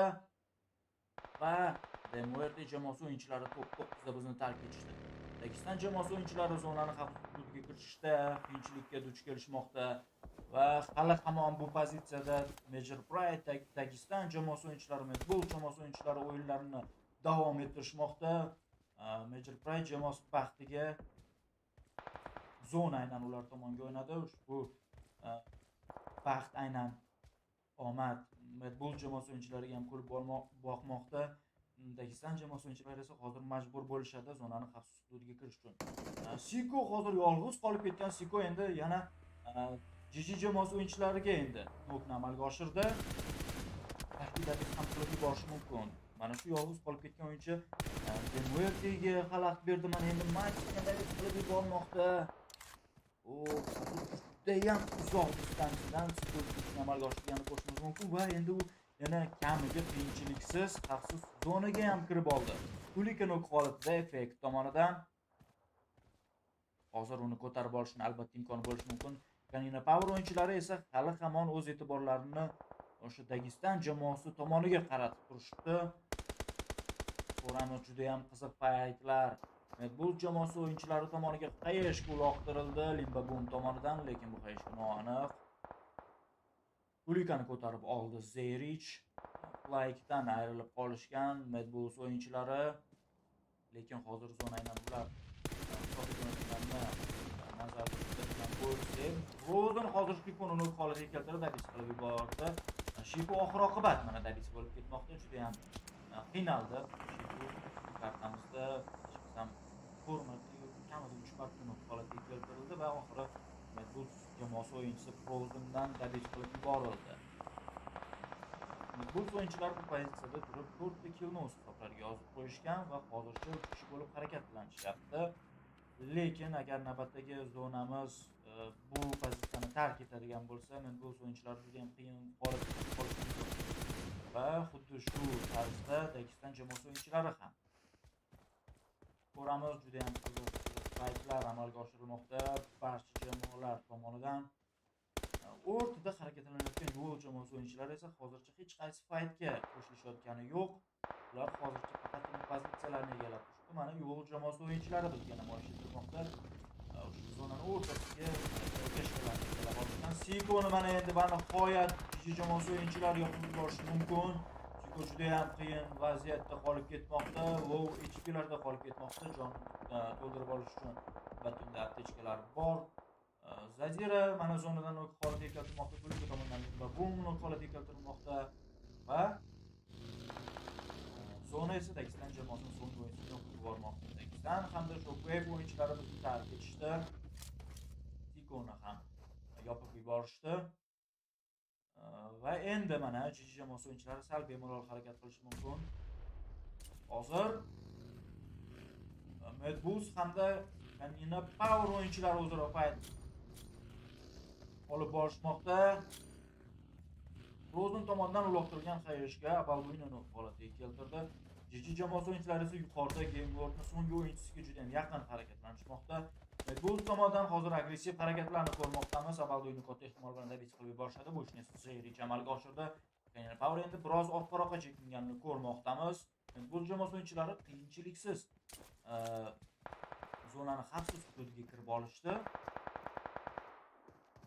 Kitsunuk holatida yo'l jamoasi o'yinchilari tomonidan Kitsuni uloqtirib qo'ygan xayishga esa Zero'ni holatiga keltirdi. Zero uloqtirib qo'ygan xayishga esa Kitsuni dabis qilib yubordi. Ajoyib kill chatimiz bizga namoyish etildi. Lekin kadrlarni biz ko'rganimiz yo'q. Mana endi ushbu paytda bizni yo'naltirishmoqda. Egzi turgan pozitsiyaga esa Major Pride o'yinchilari kirib kelishmoqda. Agar hozir pozitsiya jihatidan o'yin stil jihatidan baho beradigan bo'lsak, Major Pride o'yinchilari katta ehtimol bilan bu o'yinni o'z tomonlariga hal qilishlari mumkin, top 1ni qo'lga kiritishlari mumkin. Lekin bunga qarshilik ko'rsatadigan bir necha jamoalar bor hali oldinda. Ulardan bittasi mana bu jamoasi o'yinchilari. Lekin hozir post transportini biroz yaqinroq olib kelib qo'ydi. MT jamoasi o'yinchilari esa hozircha kutishyapti. Ko'ramiz. Lekin hozir mana zonamiz, navbatdagi zonamiz bizga namoyish etiladi va bu zonadan keyin o'yinchilar majbur bo'lishadi fight qilishga, pozitsiya egallash uchun. Manki yana ham yaqinlashib olganini ko'rishimiz mumkin. Hayeshga tayyorlandi-yu, lekin otmasligi qaror qabul qildi. Manki yotgan pozitsiya Major Pride o'yinchilariga hozir syurpriz bo'lishi mumkin. Major Pride o'yinchilari esa ma'lumotga ega emas. Ko'ramiz hozir. Birinchilardan bo'lib effekt nok holatiga keltirilishi mumkin TZ tomonidan. G.G.ni qolgan o'yinchisi esa Mekyo esa aynan TX'ga o'z ma'lumotlarini yetkazib turibdi, chunki u biroz orqaroqda harakat qilmoqda. Navbatdagi prognozamizni ko'rdik. U shundoqqina qisqardi xolos. Hech qaysi tarafga qarshilikni amalga oshirgani yo'q. Albatta hozir Bulls o'yinchilari, Kanina Power o'yinchilari zonani xavfsizlikka kirishga majbur bo'lishadi. Game Lordni so'nggi o'yinchisi ham yashayotganini ko'rishimiz mumkin. Uning hisobida kill yo'q hozircha va 2 sekunddan keyin zonamiz yana harakatlanishni boshlaydi va majbur bo'ladi aynan Major Pride o'yinchilari zonani xavfsizlikka harakatlanishga. Mekyo hozir bir amallab mana shu tuvaletning orqasiga yetib kelib oldi-yu, lekin Game Lord o'yinchisi Akashi hozir unga syurpriz namoyish etdi va Mekyoni nok holatiga keltirdi. David ham qilib yubormoqda. Akashi mana endi o'z topiga bitta kill point yozib qo'ydi va endi bu haqida bash jamoa eshitdi. Hozir Akashi endi baribir o'zi ham zonani xavfsizlikka kirishga majbur bo'ladi. Tegizli hali ham yashamoqda. Uchinchi o'yinchilar hisoblariga 10 killni yozib qo'yishdi. Zeyrich nok holatida Beast tomonidan David ham qilib yuborildi. Endi o'yinchilar endi kishi bo'lib qolib ketishmoqda. Frozen ham nok holatida. Yo'l jamoasi o'yinchilariga endi Kanina Power o'yinchilari ham yaqinlashib olishgan. Hozir Agori tomonidan Hayeshga uloqtiriladi. Akashi esa zona orqali yopilib ketmoqda. Akashi uloqtirilgan Hayeshga bizni nok holatiga keltirdi. Tixi esa effektni nok holatiga keltirib David ham qilib yubordi va Manki Tixini yopib yubordi. Top 5 GG jamoasi o'yinchilari uchun 11 kill bilan. Juda ham yaxshi natija. Killlar hisobiga e'tibor beradigan bo'lsak, qaysi tomondan uloqtirilgan Hayeshga biroz qiyinchilik tug'dirmoqda gol jamoasiga. Ya'ni Power o'yinchilari 2 kishi bo'lib harakatlanishmoqda va hisoblarda bitta donagina kill bor. Bulls o'yinchisi Kulika biroz qolib ketganini ko'rishimiz mumkin.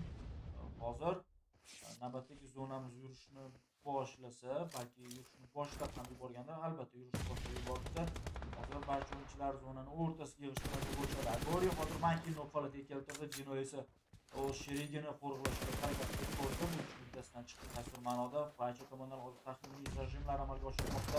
Ikkinchiga Saygadan hozir juda ham chiroyli tarzda Beast nok holatiga keltirildi. Inoshi esa Faycha nok holatiga keltirdi va David ham qilib yubormoqda. Agori hozir agressiv harakat bilan bu paytga kirib kelishga harakat qilib ko'rdi-yu, lekin Zero uni David ham qilib yubordi. Kanina Power hamda Bulls o'yinchilarini biz yo'qotdik va endi top 2 o'ynaladi. Major Pride hamda yo'l jamoasi o'yinchilari o'rtasida. Zino uloqtirgan Hayeshga Wave nok holatiga keltirdi. Beast ham hozir nok holatiga tushib qolishi mumkin. Birdaniga ikkita o'yinchi nok holatiga tushib qolmoqda. Inoshi hamda Beast nok holatida. Endi esa Major Pride o'yinchilari harakat qilib top 1ni qo'lga kiritishmoqda. Ham ajoyib o'yin.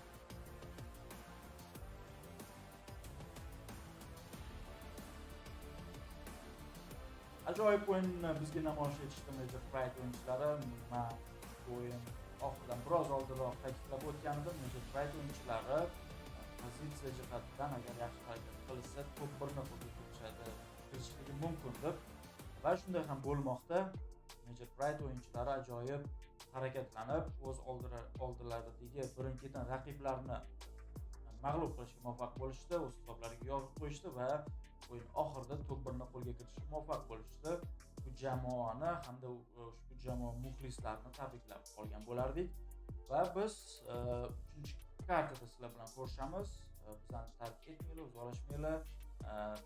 Deyarli 4-5 daqiqalardan keyin biz yana efirga qaytamiz.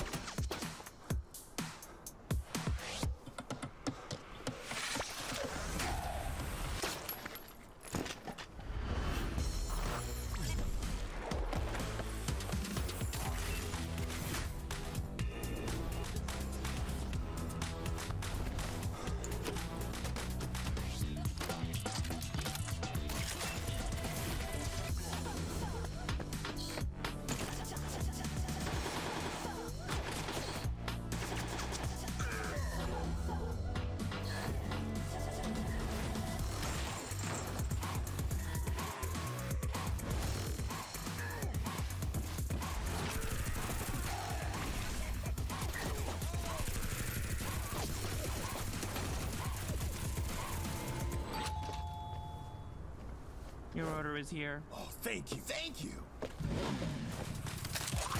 Go, go, go.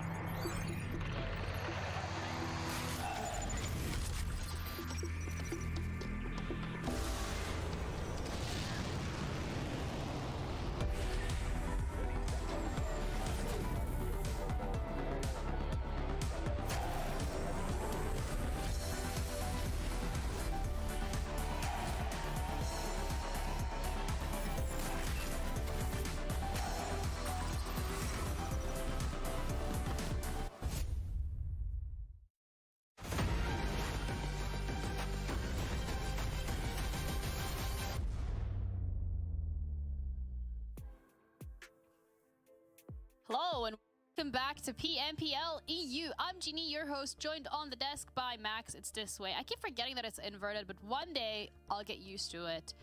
But you know what's actually a really good thing today, Max?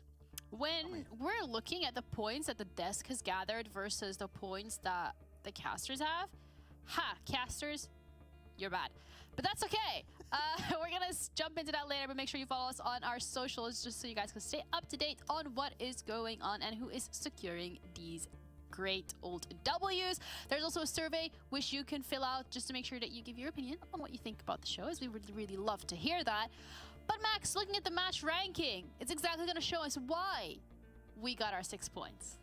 Because we picked Major Pride. We take the W, the casters take the L. I mean, it was such a strong position. Yeah, exactly. We're pretty much used to it right now, Ginny. But 17 points on the board for Major Pride on this match, and they had the center warehouse for at least 50% of this game. They didn't have to move. They had a lot of resources. They had cars to keep under their control too, which Monkey was using a lot of the time to gather extra information and to facilitate future rotations later on down the line, which made it a lot easier for them to transition from the warehouse to then the ridge line north of their position. So yeah, Major Pride really had the big step up here in phase 3 already with this second game so far, and I expect it to keep on going. But Gladiators, the thing is, we saw it last game. Sure, they didn't get the chicken dinner, but they get 13 elims game 1, 11 elims right now. Gladiators, they're all about those elimination points here. Why are you screaming, Max? I can hear you twice, but maybe that's just my thing. But the thing is, when we're looking at Major Pride and how they executed these things, they had the cars, they had the position, and unlike Sly, they held on to it, which meant that they secured that chicken dinner. We're looking at Gladiators, again, a beautiful performance coming out from them. They are absolutely killing it. They're getting the elims down, they're getting the damage, they're getting the assist, but unfortunately, they're not getting the chicken dinner. No chicken dinner. You know what? With the point system now, I'm fine with it, Ginny. I'm not gonna lie. Okay, if you keep getting yourself double-digit eliminations every game and you're just barely missing on these chicken dinners, I'm cool with it. Debian's slick with it right now when he looks to Gladiators. And Matic, I think, got 5 elims this game. So like, I think you and Kalaris are sending like a glow up, and they glowed up significantly after phase 1. So they're looking great. Wow. Yeah, we did say that. But I was looking. Yeah. But yeah, Gladiators stepping up to the plate, and you're absolutely right. With the point system, getting those elims on the board are absolutely crucial. Sure, you're not getting the placement point, but 6 to 4, that's perfectly fine. You're getting your double digits elims, you're getting your points on the board. You're getting what matters, because at the end of the day, with this consistency, eventually that chicken dinner is gonna just fall right in your lap. It's gonna happen eventually. I mean, it could have been Gladiators' win here. No, if Seiko, well, it could have been Demuerte's game, should I say, if Seiko wasn't there. Like, he was an absolute pain in the sides of Demuerte. They couldn't quite make it, and then I mean, Gladiators, the thing is, they're very opportunistic. They see a very small window of time where they can turn a situation on its head and come out on top. They will strike at the opportune moment for them to get in the favorable position, which is what they did. Weird scuffle happening between Mad Balls and the side of Kanina Power. Kanina Power do come out on top eventually, but Unicorns of Love, they had that one dip they played this entire game, and I thought there's no way they're going to get the win. And as time went on, I realized a lot of people just didn't have nades anymore, but they do at least get this eliminations over on Kanina Power, but if they didn't have any nades, chances are this maybe could have been a Unicorns of Love chicken dinner without a water finish, which would have been insane. Yeah, in a different universe, but that's not the universe that we live in today. Today, we live in Major Pride's universe, and they're the ones to have secured those chicken dinner. They're the ones to have secured the points. They're the ones that are currently still at the top. We're going to be looking at the match report as well very soon, and once we do, it's going to give us an even better insight in terms of how the teams have performed, how individuals have performed, and what we potentially can be expecting from the teams moving forward. I think today the expectations have been pretty much set when we're looking at the likes of Major Pride and Gladiators, especially when we're looking at Matic, again, this time around on the board, and it feels like consistently when you're looking at your Major Prides, you're looking at your Mad Bulls, there's always, and your Gladiators, there's always going to be one of their players on these match report MVP stats. Yeah, this is when you don't see Matic do the Matic special, the Matic Classic, as it's been actually rebranded recently, and if he stays alive into the late game, he's just going to be able to pop off, get all those extra limbs with this team. Like, it really feels like that team synergy is just so much more present in this second to third phase, and now they're just popping off, they're looking hyper aggressive, which is working great in this phase. So yeah, I'm not too scared. We have seen a little bit of potential there. We saw Malloy being the top damage dealer of this match, so I still want to see a little bit more. I haven't lost hope. Maybe it's just Copium at the end of the day that's speaking for me. I think that might be it, but I have still Copium. I'm leaning into it. Okay, I want to see Demoy to get a win. Okay, you're not too scared, you're Max. I feel like I have to put that out there. But looking at the overall as well, because once again, it has been impacted by the fact that Mad Bulls got themselves another whole boatload of points added to their already pretty impressive tally. They're now, they're sitting second with 25 for today. But Gladiators, I mean, no chicken dinners, but 31 points. Yeah, 24 points on the elims.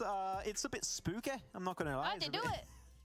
Okay. They just shoot at people and they die and they pick up the points. That's how they do it. No real gamers out there. It's Gladiators. Okay, people are questioning them like during phase one, said, haha, Gladiators not doing anything. And with people even yourself?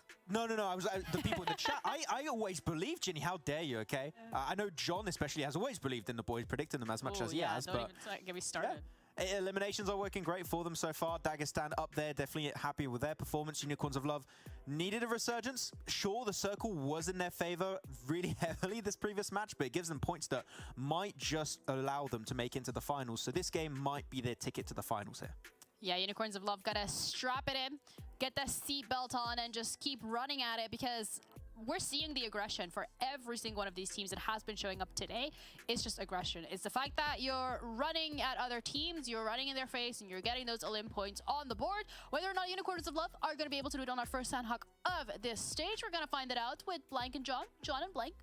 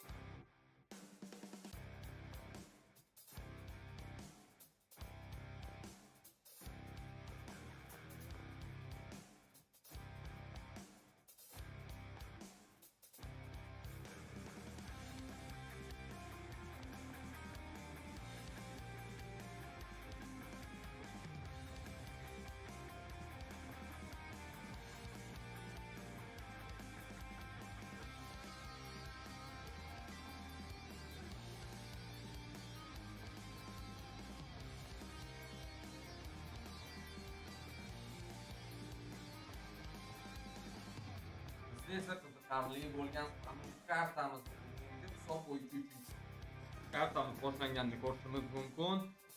Ammo kartasida jamoalar o'z spotlarga yetib borishga ulgurishgan va hech qanaqa hozir kontestlar, birinchi kontestlar yo'qligini ko'rishimiz mumkin. Albatta bu chunki bundan oldingi har bitta sanov kartamizda birinchi aynan proklarda birinchi o'sha spotlarda faytlarni ko'rayotgan edik. Doom jamoasi o'yinchilarida birozgina spot o'zgarganligini ko'rishimiz mumkin. Endi ular bootcampni qilishmoqda. Aynan bu kartamizni eslatib o'tamiz, excuse o'yinchilari adashmayotgan bo'lsam o'tkazib yuborishgan. Goldi hozir Folini tutib olishi mumkin. Foli unda ma'lumot yo'q. Mana qani ko'ramiz, vaziyatda Goldi harakat qiladi nok qilishga va bu osonlik bilan hozir Folini birozgina yuragini tushirib qo'yishga ham yuragini ham tushirib qo'ydi desa ham bo'ladi. Harakati bilan albatta Foli kutmagan edi bu yerda hozir o'yinchi borligini, o'yinchi chiqib qolishini. Va lekin Goldini o'zi ehtiyotkorlik bilan harakat qilmoqda. Aynan o'sha VIRTUS.PRO o'yinchilarini ehtimoliy hozir turgan pozitsiyasi bo'lishi mumkinligi haqida xabari bor va aynan mana o'sha VIRTUS.PRO o'yinchilari hozir bootcampni darasi ga kelib olishmoqda. Va qani ko'ramiz. O'yinchilari hozir o'sha aynan telefon deb nomlanadigan pozitsiyani hozir egallab olishdi. Ya'ni ulab turuvchi bilamiz, sanov kartasida ostrovlardan iborat, ya'ni orollardan va aynan shu uchta orolni ham bir-biriga bog'lab turadigan most oldida yig'ilib olishdi. Va 15 soniyadan keyin bizlarni zonamiz yurishni boshlaydi. Va albatta o'sha jamoalar yana fight qilishga majbur bo'lishadi. Bu kartamizni o'tkazib yuboradigan jamoalar Excuse me jamoasi va Game Lord ham. Yo'q, Game Lord bu kartamizda bor va nimagadir ular bootcamp pozitsiyasini kelib qilishganga o'xshaydi. Ya'ni u spotga tushmagan.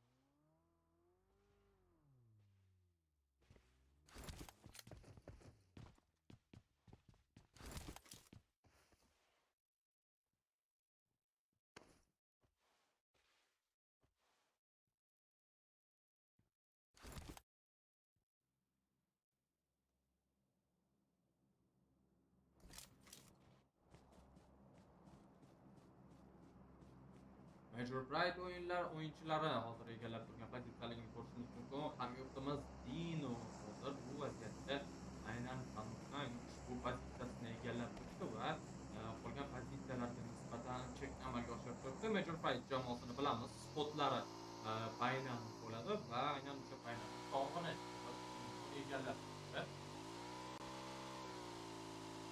Ko'ramiz esa yana bir yevropalik jamoa Fransiya dan o'yinchilar wait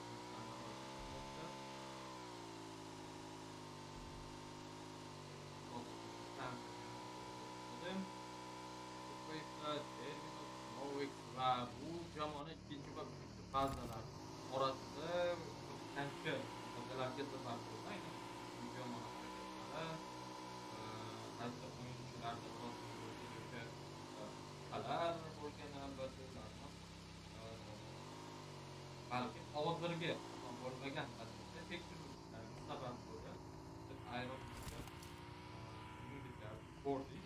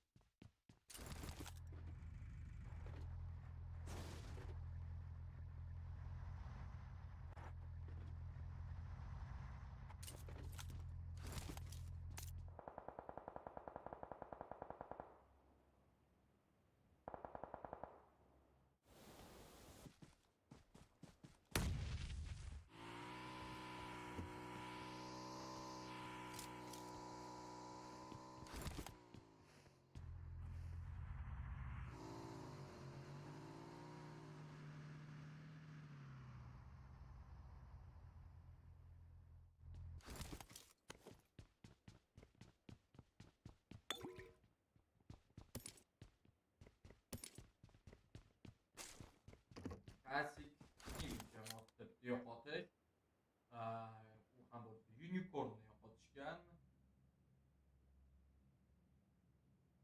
DMRdan Happy Train namoyish etishmoqda. DMR o'yinchilari birinchi fazani yaxshi tugatib, hattoki o'sha birinchi fazani g'oliblari bo'lishgan edi. Afsuski ikkinchi fazaga kelib birozgina o'yinlari tushganini, o'sha qolgan jamoalar yaxshi o'ynashgan hisobiga bu jamoada birozgina o'yin o'xshamadi va o'sha unaqa yuqori o'rinlarni egallashi olmadi. Ko'ramiz qani bu o'yinlarimizda, ya'ni 3-fazamizda qanaqa o'yinni ko'rsata olishadi ushbu jamoa. Albatta yaxshi o'yin olamiz.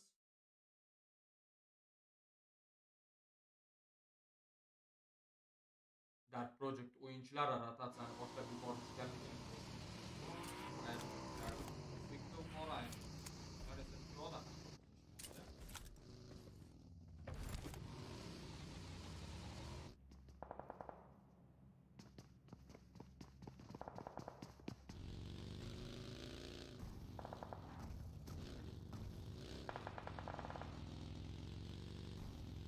VIRTUS.PRO o'yinchilari bitta yo'qotish bor, Polini yo'qotishgan, shu kartamizni boshida yo'qotishgan edi, esingizda bo'lsa, aynan Goldi tomonidan o'yinchisi.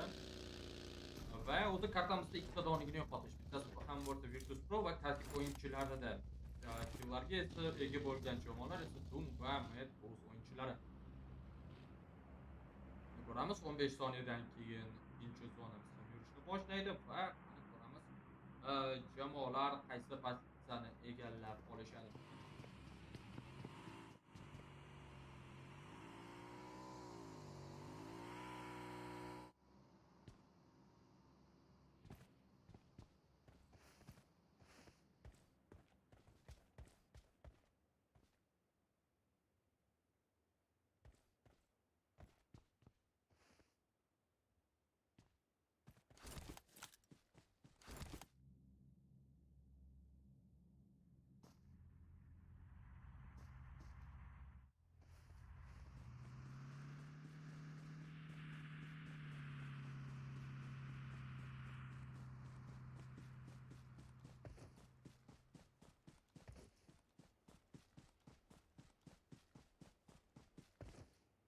Eslatib o'tamiz, bundan oldingi kartamizda o'sha ikkinchi fazani o'zida yaxshi o'yinni ko'rsatib, chempion bo'lgan, aynan o'sha ikkinchi fazamizda chempion bo'lgan jamoa Major Pride o'yinchilari juda yaxshi o'yinni ko'rsatishdi va top 1ni qo'lga kiritishdi.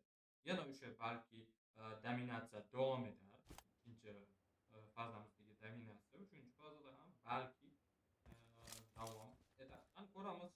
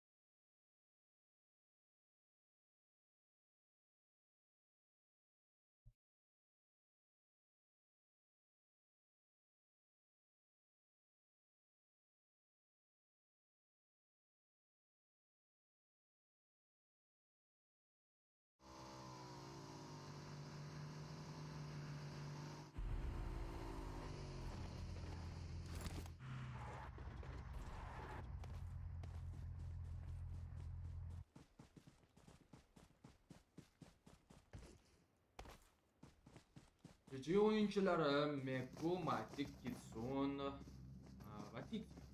ARRdan o'yinchilar F3K, Element va Aces. Bu jamoada o'zgarish borligini aytib o'tdik. Birinchi kartamizni o'zidayoq va qani ko'ramiz. Uchinchi sanov kartamizda qanaqa o'yinni ko'rsata olishadi ARR o'yinchilari. Eslatib o'tamiz, Bek jamoasi, excuse me, bu kartamizni o'tkazib yuboradi. Bundan oldingi kartani esa adashmayotgan bo'lsam ARR o'yinchilari o'tkazib yuborishgan edi. bir buni kartalar davomida ko'rib boramiz.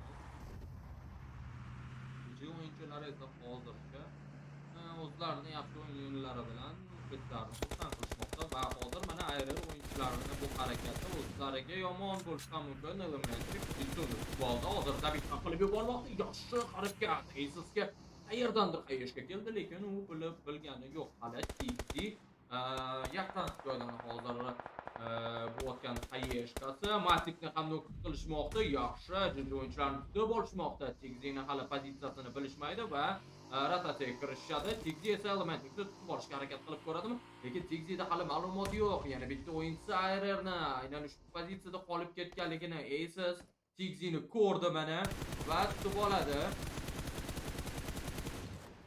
Ko'ramiz. Tigzi juda ham low HP'larda qolib ketdi. O'z hit pointlarini to'ldirib olmoqda va yonmoqda ham. Beka tomonidan otilgan Molotov hozir GG o'yinchisini qiyin holatga olib ketib qo'ymoqda. Mekko'ni holatida Elementrix tomonidan shunchaki qiynab qo'yishmoqda GG o'yinchilarini. Lekin Mekko'ni esa Terminus o'z hisobiga kill qat'i yozib qo'ymoqda. Wow! Matikdan ajoyib harakat va juda ham low HP'larda qoldirmoqda Ayrer o'yinchisini. Hattoki nok holatiga ham chiqib qolishi mumkin Ayrer o'yinchisi. Albatta xuddi o'sha ham bo'lmoqda. Matik juda ham low HP'larda qolib ketganini ko'rishimiz mumkin. Ayrer jamoasi o'yinchilari hattoki yo'l qo'yishmoqda va bir zoomda tapni yo'qotishda tezroq harakat qilish kerak. Ajoyib qayerga Beka tomonidan hozir Matikni yopib yubormoqda. Elementrixni ko'tarib olish imkoniyati bor va Aces aynan xuddi shu ishni amalga oshirmoqda. Shockwave o'yinchilari hozir novый tushib ketgan holatda nok holatiga keltirilmoqda. Doom jamoasi bilan hozir fight boshlanib ketgan edi. Hozir Doom o'yinchilari kutilmaganda Shockwave'ni yopib yuborishmoqda. Yaxshi. Hozir o'sha aynan Doom o'yinchilaridan bunaqa aktiv harakatni kutmagan edik. Bir zoomda Shockwave o'yinchilarini yopib yuborishdi va albatta yaxshi harakat qilishmoqda. Medbus o'yinchilari esa ARRga nok berishmoqda. Bu albatta yaxshi emas. Ko'ramiz, VIRTUS.PRO ham birozgina qiyin holatda. David ham qilib yuborishdi VIRTUS o'yinchini. Holatiga o'xshash. Top-stop'ni baribir bilishar ekan. Bu pozitsiyada turganda Purple qani ko'ramiz. Purple tomonga damage va VIRTUS o'yinchilari yopilib ketishmoqda. Gamelord o'yinchilari osonlik bilan ortiqcha qiyinchiliklarsiz yopib yuborishmoqda VIRTUS.PRO'ni ham va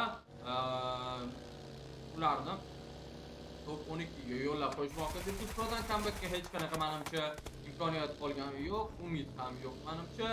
Lekin Medbus o'yinchilari hozir bu harakat bilan diskremni tutib olishlari mumkin. Diskremni bu harakati albatta qo'pol bo'ldi. Va Medbus o'yinchilari hali hamon davom etishmoqda rotatsiyada, lekin ana endi bu yerda bir donigina DMR o'yinchisi emas, balki bir nechta DMR o'yinchilariga tutilib qolishlari mumkin. Medbus hozir birdaniga yana ikkinchi o'yinchisini ham holatga uchratishdi, lekin Medbus o'yinchilarining bu harakati shunchaki qoldirilgani yo'q, Milky Way ham holatga keltirildi. Qanaqa bu harakat Medbus o'yinchilaridan? Ajoyib. DMRda faqatgina Maloy qolmoqda. Tulikani ko'tarib olish imkoniyati bor. Flightni afsuski yo'qotishgan. Tulikani ko'tarib olishga juda ham kam vaqt bor. Happy Jane ham David qilib yuborilmoqda. Albatta bu harakatlarni Medbus o'yinchilaridan umuman kutishmagan edi. Gamelord o'yinchilari hozir juda ajoyib harakat qilib Medbusni ikkita o'yinchisini lobbiga yuborib qo'yishmoqda. Kill ustiga kill. Medbus o'yinchilarini qanaqa push qilishgan bo'lsa, Medbus o'yinchilari xuddi shunaqa pushni endi Nexus Gaming o'yinchilari amalga oshirishmoqda. Bitta nokta amalga oshirganiga qaramasdan Medbusdan zdech yopilib ketmoqda. Gamelord o'yinchilari ularni kill sifatida yozib qo'yishmoqda. DMRdan hali hamon bir o'yinchi bor. U ham bo'lsa Maloy, u qochib ketishga ulgurgan. Gamelord o'yinchilari esa nok holatidagi o'yinchilarni ko'tarib olishadi. Nexus Gamingdan ko'rdik bitta o'yinchi o'zi portlatib yuborganini. Gamelordda Rob hali hamon o'sha fight ta'sirida hozir zonadan nok holatiga kelib qoldi. Late Dorin tomonidan nok holatiga keltirildi. Ikkita o'yinchi nok holatida Nexus Gamingdan birozgina ehtiyot bo'lish kerak. Va qani ko'ramiz. Dark Project o'yinchilarini qolgani birozgina orqaroqdaligini ko'rishimiz mumkin. Gamelorddan Robs esa butunlay bu kartamizni tark etdi, adashmayotgan bo'lsam. Yana Power tog' bo'ylab teparoqqa harakat qilishmoqda. Major Fight o'yinchilari gruppirovka qilib olishmoqda. Zino ajoyib tarzda hozir tog'dan high grounddan pastga tushib olganligini ko'rishimiz mumkin. Kalina Power esa bu yerda hozir ularni shundoqqina tegida yo'l o'yinchilariga qarshi harakat qilishlari kerak bo'ladi.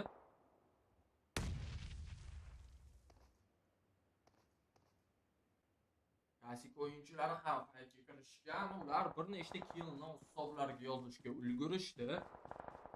Maloy klassikdan bir o'yinchini holatiga keltirdi. Effect Elementrix tomonidan holatiga keltirildi. Xuddi shunaqa Nomi ham Elementrix ajoyib harakat qilmoqda, juda ham qiyin holatda va yo'q qoldi.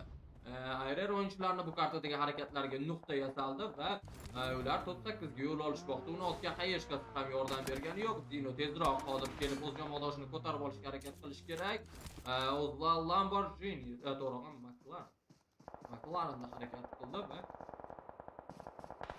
ko'ramiz endi nima qila oladi, ya'ni o'z sherigini ko'tara oladimi? Biz hozir kutilmaganda kayni Power o'yinchilarning orqasiga kelib olishi mumkin, lekin Agahori Bizni bu harakatini o'qidi va hozir Nomi va Mankeyno holatida qamat beringlar, aynan o'sha suv bo'yida qirg'oqda harakat qilayotgan Major Pride o'yinchilarining holatiga keltirilmoqda. Kayni Power tomonga hozir hayish botilmoqda. Kayni Power birozgina xalq holatda qolib ketishgan. Yo'lni o'yinchilarni ko'rishgan bo'lsa-da oldindan va orqadan harakat qilishmoqda. Kayni Powerni yopib yuborishga shuni hisobiga o'yinchilar bir nechtasi juda ham tez holatga kelib qoldi. Qana ko'ramiz Agahori nima qila oladi o'z sherigi bilan. Albatta u Peluchi yo'ldan bitta o'yinchi adashmasam yo'qotildi. Peluchi ham holatga keltirilgan. Yo'q, yopib yuborildi Kayni Power. Yo'l o'yinchilari yaxshi harakat qilishdi. Bizga Nexus Gaming o'yinchilarini ko'rsatishmoqda. Kayni Power esa top 6 ikkita donini kill bilan yopilib ketishdi. DMR, Dark Project, klassik o'yinchilari solo a'zosi qolgan, sherigini esa ko'tarib olish imkoniyati bormi yoki yo'q? Bu haqida hali to'liq ma'lumotga ega emasmiz. Yo'q, Ingosh juda ham o'yinchilarda Maloyga qarshi kurashmoqda. Bo'ladi Yupik yo'q. Yopib yubormoqda Maloy yaxshi harakat qildi va o'z jamoasi uchun kerakli bo'lgan eng kamida top 4 ni olib kelmoqda, ya'ni place pointlarni olib kelmoqda, ya'ni va ana ko'ramiz Kemini ko'rdi. Wait, ortiqcha hozir o'ziga e'tibor tortib olgani yo'q. To'g'ri ham qilmoqda desam bo'ladi va zonamiz yurishni harakatlanishni boshladi.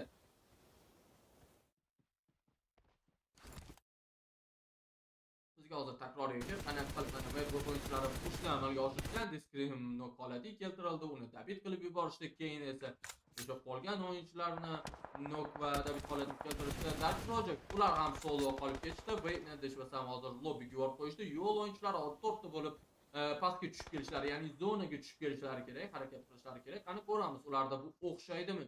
O'xshasa ham qanchalik o'xshaydi? Mana Madness pozitsiyasini bilishar ekan, Malo yopilib ketdi va uni jamoasi uchun doktor bo'lmoqda. Madness tomonga otilgan ayirish hozir hammasini hal qilib qo'yishi mumkin. Yo'q, u tashqarida Madnessdan pozitsiyasi haqida to'liq ma'lumotga ega emas o'yinchilar.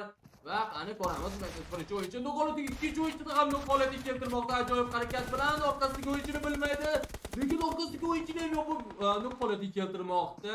Nexus Gamingdan hozir o'yinchi asosiy Dark Projectni o'yinchini yopib yubormoqda. 3-1 ajoyib clutch amalga oshirilgan edi. Biz o'z sherigini ko'tara olmaydi bu vaziyatda. Va qani ko'ramiz, biz uchun bu top 2 bo'lishi mumkin. Nexus Gaming uchun katta ehtimol bilan bu top 1 va bo'ldi.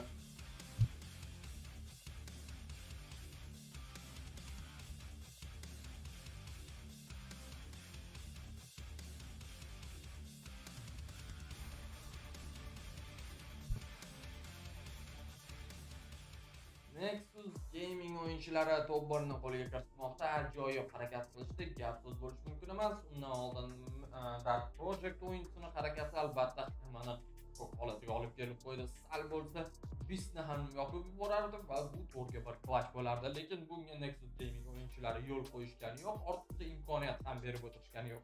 Ajoyib harakat. Top 1 albatta jamoani tabriklab qolamiz. Va keyingi kartamiz Rangel oldidan sizlar bilan albatta ko'rishib qolamiz. Sizlardan uzoqlashmanglar, albatta like bosib qo'yinglar. Stream tagida o'z favorit jamoalarni yozib qoldirishni unutmanglar.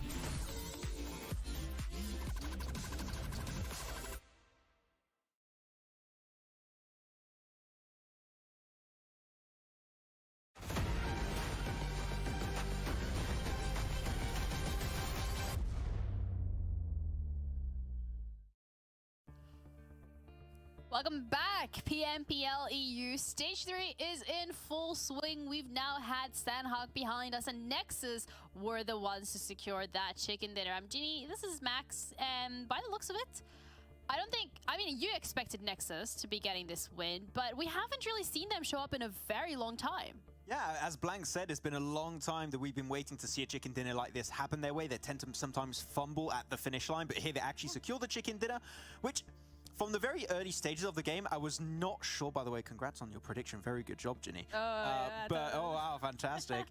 Desk boys win again. But Nexus were super slow on the rotation, and we saw Phase 1 Circle being so heavily centered on the southern western island. I was thinking, there's no way Nexus are going to do anything this game because they're so slow to rotate. These circles have been insane on Sandhawk. It went back to the mainland after it was centered on Phase 1 on the southwestern island. It was rough for all the teams, except for one. And that was Nexus, and they just held on to the west.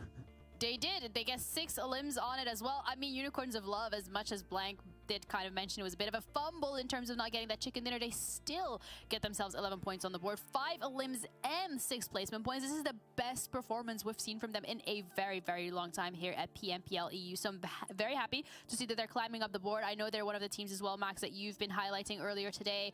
And let's be honest, in a lot of the other stages, stage 1 and 2 that is, considering that a little lackluster in terms of what we might be expecting from them coming into this. Major Pride themselves managed to get 1 placement point and 4 limbs. A little bit of a slower game from their end this time around, but still, that's the consistency from Major Pride. There's always going to be a point on the board. Exactly 5 points. You know what? That's kind of like the lowest results we see from Major Pride throughout Phase 2 and now this third phase, right? So if a bad game for them is 5 points, which for some teams is like, sometimes their best games is like 5 points, which is a little bit rough, but that's just how Major Pride just keeps getting some eliminations in pretty much every single time. And look, I mean, looking at the top damage dealers of this game, Mad Bulls have been trying to sweep over on the western side, as they tend to do. This is their home turf. They drop on the southern western island. Then, as we said, it went back to the mainland, having to cross that river. That was going to be a death sentence for like pretty much all of the teams, so I'm not too surprised. But yeah, Dark Product, though, I predicted them, and I'm disappointed, Ginny, because I really thought they would be able to pull off a chicken dinner, that a central compound. Teams are going to go downhill, across the river, towards their positions. Like, just hold on to it. It's perfect. And then they go for this weird 2-2 split, send 2 players towards Nexus and lose them instantly. I think there's a world where this is a Dark Product win, but they just throw it away and lose 2 players for no reason at all. So yeah, it's unfortunate, but at least they get a few points, I guess. Yeah, maybe in an alternate universe that would have been the case, but all in all, as we're expecting from Sandhawk, it's a bit of a bloodbath, really. I mean, you're getting players from every single angle, and all in all, a great performance that we've seen from Mad Bulls. Unfortunately, not great enough for them to hold on some of these placement points. Muerte waking up a little bit as well, but once again, not enough. Not enough. Though we did see at the start, though, I think Gladiators are so used to not having any teams backfill on trifecta rotation that they were just not ready for ARR to go for the backstab play. And respect to ARR, because I think they saw that maybe during some VOD reviews or something and saw like, oh, this is a good opportunity. They just never check their back. And we have an opportunity here to get like 2, 3, maybe even a squad wipe relatively quickly. So sure, ARR do go out early in the game, but they pick up a few eliminations, eliminate Gladiators towards the top, so that's always nice to see. But as we said, this river cross, especially with where Major Pride were in Painan, chances are things are not going to work out for you. So teams tried to make things stick. They were like, okay, though Madness, how on God's earth does he get this second elim and then the third one while English is continuously spraying down on him? I don't get it. I don't know how that happens in 1,000 years, but Madness somehow gets 3 easy points for his team. So, good job. Madness from Madness. Yes, it's good job. Yep. Yes. Yep. Anyway, he's just built it. That's all I'm going to say. That was a great performance from Madness, individual performance coming out. But let's have a look as well at the top damage in terms of the players. And of course, he has to be there. And now this makes me even more angry, Ginny, because I'm like, imagine if there were a full team in that bloody position. This chicken dinner. There you go. Exactly. That's what I'm thinking. But no, Madness sure gets a 1v3 clutch that he should not get in 1,000 years. Good job to him.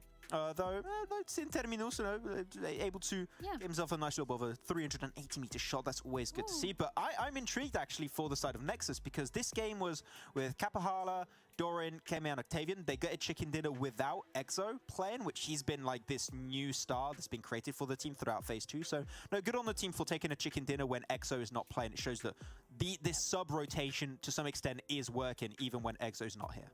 Yeah, and that's a very important thing as well, because we do have a couple of games left. We have 2 more left today. So in terms of the expectations that have been set, I'm very impressed by some of the teams that have been showing up today. And we're going to be starting off with an overall ranking of Stage 3. Your major prides and your gladiators on top. I think this is something to be expected. But you know what? I have not seen Unicorns of Love in like the first rotation for a very long time, if at all. Okay, so I had a point I wanted to make earlier, then we went to another graphic, didn't have time. But Unicorns of Love, I'm looking at these past 2 games, which you could say were given to them. This one was a little bit harder for them to get himself in that position, but like Miramar game gives them a lot of really important points for them. I'm thinking today, you might be looking back on today after this phase 3 ends, and you might say, okay, today was the day they actually get their ticket into the finals. Because towards the top, you're not seeing anything from your Kazakh team. You're not seeing anything from Team Doom. You're not seeing anything from your VIRTUS.PROs. There's so many teams at the bottom that are just so stagnant while Unicorns of Love are getting these points. I think this might be enough to push them in a more comfortable position on the second page to the point where they could even have a horrendous third phase and they might still make it in. Yeah, absolutely. And that is still a great position to be in. But we're looking at the Muerte instead, and they have a couple of limb points. They have like couple of placement points, but brings the question of how long is this kind of slumber going to continue. It felt like back in Stage 2 as well. From the Mortis side of things, it wasn't as strong as a precedent as they've set in Stage 1. And I guess that's a classic case of suffering from success. You know, you're building up expectations, you're building up hypes, and it's a little difficult to continuously beat that. But we have Monster, who's making sure that we are beating the lack of energy, because we have 2 more maps, as I said earlier. So thank you for that. And we also, surprise, have casters that are going to be walking you through the action of the 4th map of today, and that is Blank, his 3 teddy bears, and John.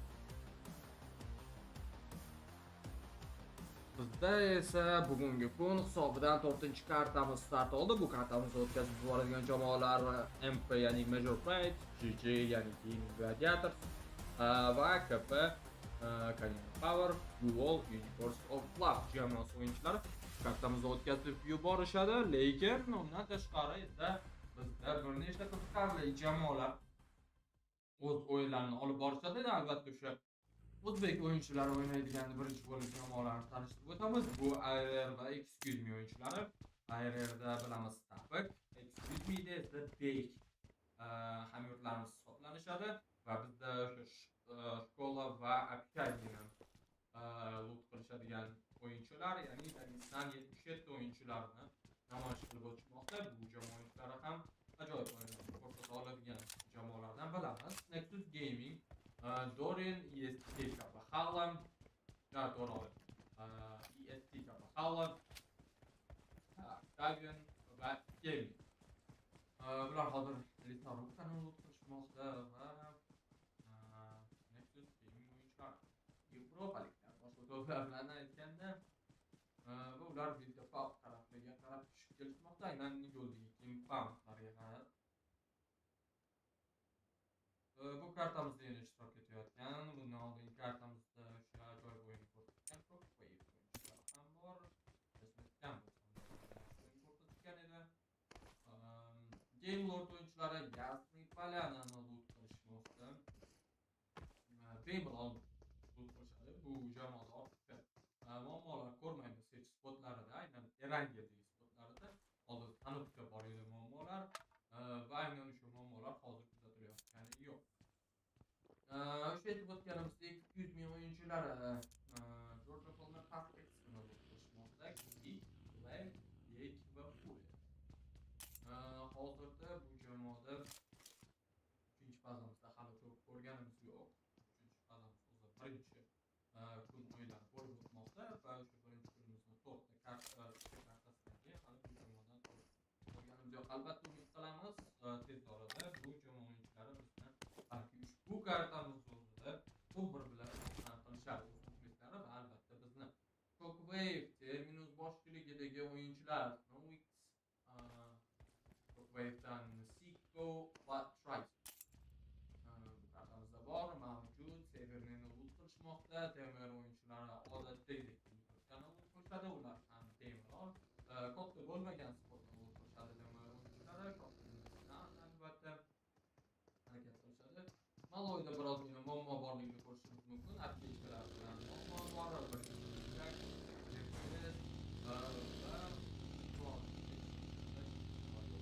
ARR o'yinchilari Galkani qilishmoqda.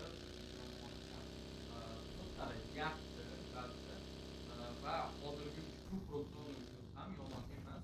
Everestga chiqishga tayyorlanayotgandek go'yo o'yinchilar va ularning statistikalarni to'g'ri amalga oshirayotgan. O'rtacha yashaydigan muddatlar bu kartamizda 21 daqiqa 25 soniya va Tapik va Beka boshchiligidagi harakat qiladigan jamoa ikkinchi fazamizda yuqori o'rinlardan birini qo'lga kiritgan edi va umumiy natijalarga ko'ra ham o'zlarining natijalarini yaxshilab olishgan edi. Qani ko'ramiz, ko'rib bilib olamiz. Medbus o'yinchilari o'zlarining default spotlari Rajotni hali hamon lut qilishmoqda. Kartamizda 2 daqiqadan oshib harakat qilishmoqda jamoalar hali lekin Medbus o'yinchilari o'z spotlardan chiqib ketishga tayyorlanmoqda.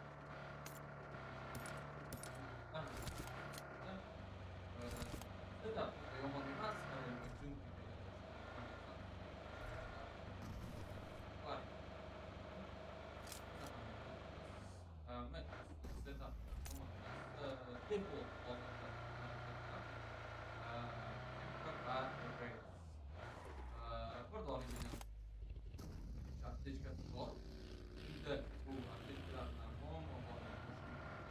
Utility ham problemimiz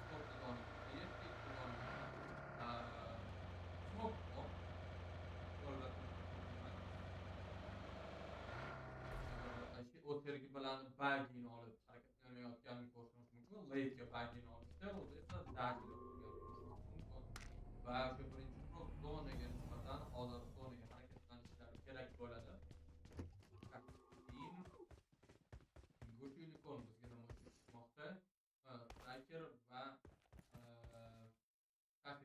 o'zi bu jamoamizda va umumiy natijalarga ko'ra hozirda birinchi o'rinni Gaming Gladiator JJ egallab turibdi. Bu kartamizni o'tkazib boradigan jamoa 4 kartamizni ular ham o'tkazib bormoqda.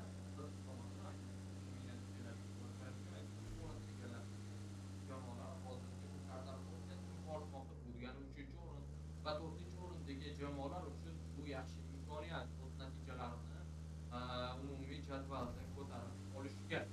Avalanche o'yinchilari 3-fazadan albatta bu jamoani ham talab qolamiz. Albatta o'zlarini qo'lga olib yaxshiroq natijaga erishishlari uchun Avalanche o'yinchilari hozir rotatsiyada DMR bilan uchrashib qolishlari mumkin edi va ushbu vaziyatda bizga samolyotimizni namoyish etib o'tmoqda. Samolyotimiz o'sha o'zi bilan birgalikda dropni olib ketmoqda, ya'ni airdrop. Zonamiz hozir bir necha soniyalardan keyin GLD ya'ni Game Lord o'yinchilari hozir slaydan adashmasam bitta o'yinchini meni holatiga keltirishdi. Ko'rib olamiz. DMR adashmasam hozir harakatlanishayotgan ko'rsatib namoyish qilib o'tiladi. DMR va Avalanche o'yinchilari qani ko'ramiz. DMRdan o'yinchining holatida xuddi Avalanche o'yinchilari kabi qancha kichkina malloy juda ham bu HP'larda va mana Elise tomonidan holatiga keltirildi. David ham qilib yuboriladi. Hozirda ana Avalanche'dan bir dona o'yinchi holatda HPJ pozitsiyasi haqida to'g'ri ma'lumot bergan. Avalanche o'yinchilari moqda disiplinada qilib o'tirishgan yo'q. Ko'tarishga shoshilmoqda yana qaytib kelmoqda bo'lsam disiplinada yubordi va bilan tark etishdi va pointlar uchun harakat qilishadi. 3-o'rinda Sly Europe o'yinchilari bu kartamizni o'ynashmoqda. Umumiy natijalarga ko'ra eslatib o'tamiz. Hattoki o'sha 5-chi, 6-chi, 7-chi o'rinlarda ham imkoniyat bor. 8-chi o'ringacha ularda imkoniyat bor birinchi o'ringa olishga. Excuse me'dan o'sha rotatsiya va ularni birinchi egallab turgan, o'sha egallab olgan pozitsiyalarni ko'rish mumkin. Hali shu aniq projekt bilan fight boshlab yuborgan IRL o'yinchilarni bizga tezroq namoyish qilib o'tishlari kerak. Aynan ushbu fightni IRL o'yinchining holatida, lekin projekt ham to'g'ri bo'lib harakatlanishayotgani yo'q. Evanesga tomonga ajoyib qayishga unga damage olib kelmoqda. IRLni qand bortida o'rab olishgan. Evanesga juda ham o'yinchilarni qolib ketmoqda. Balki ushlab olishlar Evaneskani hozir yo'q, bir donagi o'zi yetar edi Evaneskani holatiga keltirishga, lekin bu biz IRL o'yinchilaridan ko'rganimiz yo'q. Elementary birozgina burchak olayotganini ko'rishimiz mumkin. Uni eshitish ham manimcha esni ko'tarib olishdi. Qani ko'ramiz, daychi bu hayotda nimaga olib keladi? Wow, holatda Bekka holatida esiz ham holatida Evaneska tap hayishkasini ushlab oldi. U xavfsiz holatda hozir Elementex tezroq o'z jamoadoshlariga yordam berish kerak. O'z hitpointlarni to'ldirib olmoqda bu vaziyatda. Evaneskani esa ko'tarib olishga shoshilmoqda hozir. Projektni o'yinchisi qani baytda bu vaziyatda jamoadoshlariga maksimal darajada vaqtni cho'zib berish kerak. Sheriklarni ko'tarib olishlar uchun. Aristotle Elementex tomonidan hozircha befoyda 3-1 clutch holatida. Qani ko'ramiz bu vaziyatda birinchi nok holati qani Evaneska hozir chiqadi bu tomondan Yumpik Debesga qarshi juda ham o'yin ishlarida qolgan edi. Aynan o'yinchilar yopilib ketdi projekt bilan aytishdan keyin top kontrol va harakat qiladi. Albatta ikkinchi fazada buni ko'rdik. Uni harakatlari sababli o'sha bir necha kun davomida yaxshi o'yin ko'rsatishdi. HPJ juda ham o'yin ishlarida ko'rsatgan o'yinchining holatiga keltira oldi. Va MTV to'g'riroq HPJ hozir Dagestan o'yinchilari tomonidan endi agressiyaga chiqdi, ajab emas. Ularni shundoqgina oldidan Euro rotatsiya qilishgan. Harakat o'tamiz o'yinchining oldidan edi.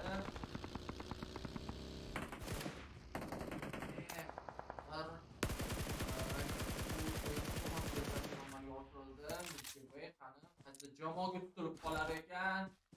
Zajim bor, damage bor, lekin u to'g'ri suvga harakat qilmoqda deb aytgan. bo'lsam, shuni boshlari mumkin Milky Way'ni. Yo'q, hozir mandarinni zajini o'xshagani yo'q va hisobiga qila olmadim. O'ylashimcha. Aynan temir o'yinchisi. Zonamiz yurishni boshladim. Va bu o'rinlarda hali hamon ushbu jamoalar VIRTUS.PRO va Avalanche. Excuse me, hozir qayta boshlashgan. Ta'kiddan hozir bitta o'yinchi not holatda, lekin excuse me dan Furia hamda holatiga o'xshagan. Kategoriyada David Silvado hisobiga sifatida yozib qo'ydi. Qani ko'ramiz. Excuse me bitta o'yinchini yo'qotgandan keyin esa orqaroqqa qochishga majbur, rajobni pastroq qismiga.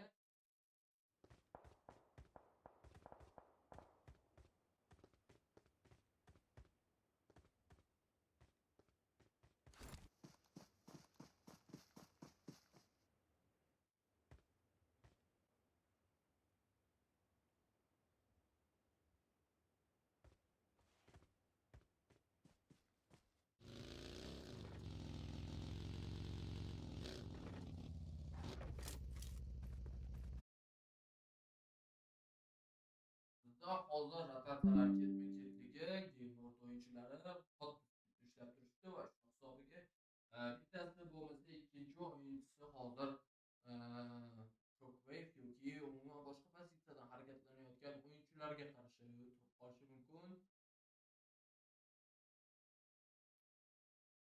Tashda davom etamiz. Keyingi zonamiz esa qaysi pozitsiyaga bo'ladi? Avalanche'dan bittani ikki o'yinchini holatda aynan ushbu o'yinchilardan bittani borishdi. Keyingi zonamiz esa yana o'sha noma'lum. Bu o'yinchilar bir nechta nok holatiga uchrab qolishdi, lekin ushbu nok holatlariga uchrashgan bo'lsa-da Avalanche o'yinchilarini yopib yuborishdi.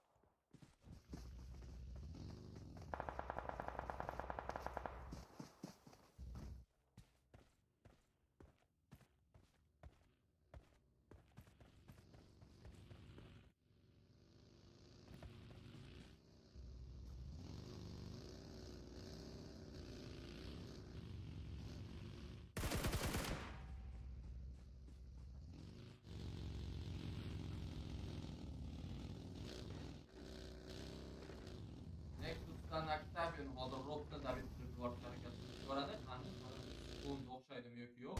Mana o'sha paytlar ketishga Doom o'yinchilari soliqlardan ko'pchilikni tasvir etib, Avalanche'larni bemalol hozir David Silvard lekin shu vaziyatda aynan harakatlarni ham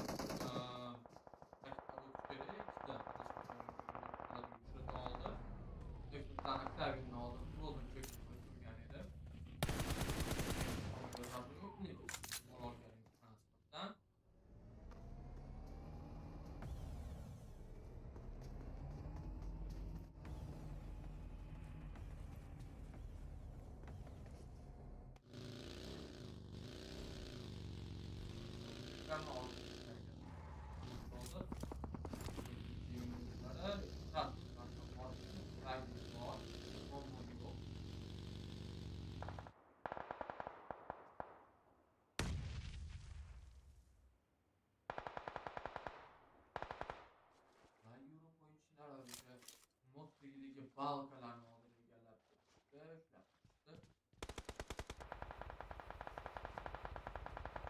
Bu o'yinchilardan bal hisobida ikkita kill bor.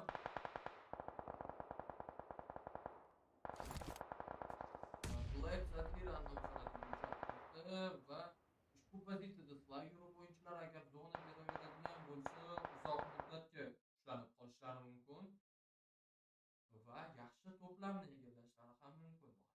Bilan ko'ramiz. F3K1 o'yinchilari aynan o'sha Shockwave bilan hozir rotatsiya o'tgan bo'lsam o'tlagan va nok holatiga ega jamoalar excuse me deb qoladi. Ko'tarib olsa bo'ladimi? Aytmasam, ko'tarishni harakatida bo'lishmoqda ham.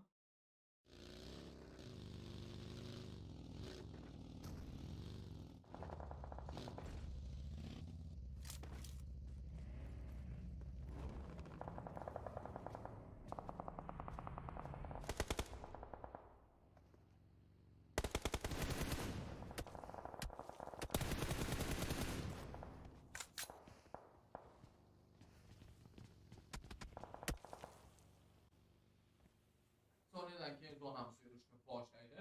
Game Note o'yinchilari egallab turgan pozitsiyalarni ko'rishingiz mumkin. Aynan o'sha moddagi balkalarni ham tekshirib o'tishdi. Chunki aynan ushbu pozitsiyalar ko'p egallab turiladi jamoalar tomonidan va qani ko'ramiz, o'yinchilari ortiqcha agressiya hozir sharmiga cho'q qo'yadi. Bu o'yinchilari esa hozir Dakistan bilan pozitsiyaga kurashmoqda. Holatida Unika ve bu kanun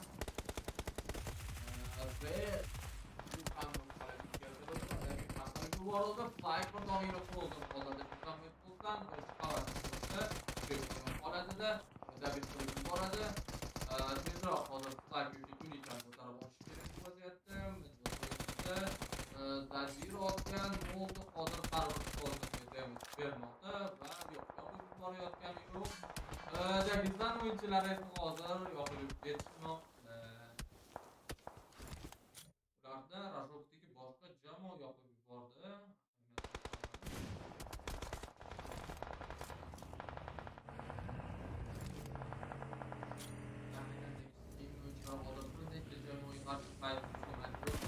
Chap qo'llarida Dark Project, to'g'rilarda o'yinchilari ikkita jamoaga ham pozitsiyalari qulay emas. Yaxshi oldinda Kemi tomonidan yurdi.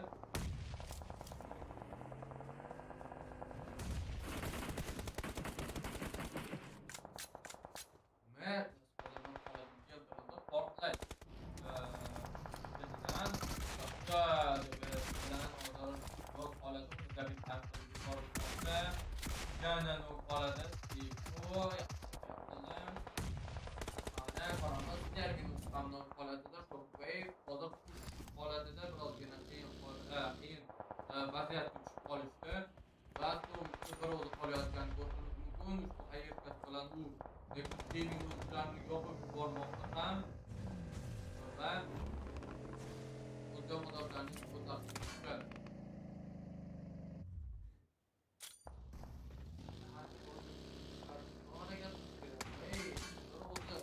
Qolgan jamoadoshlarni ko'tara oladi yo'q, imkoniyat tomonidan harakat qiladi. Albatta, yo'q. Daqiqa.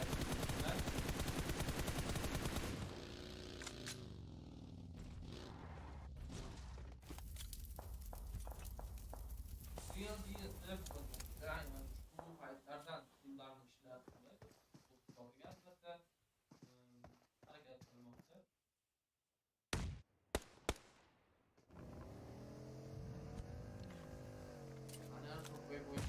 Bola oladimi? Yo'q. Yo'q, ortiqcha harakat qilib o'tirishgan yo'q. To'g'ri, 20 soniyadan keyin esa zonamiz yurishni boshlaydi. Aynan o'sha ikki o'yinmoqda zonamiz suv va bu ham albatta qizlar ko'rib bormoqda. Hali ham jamoa bor.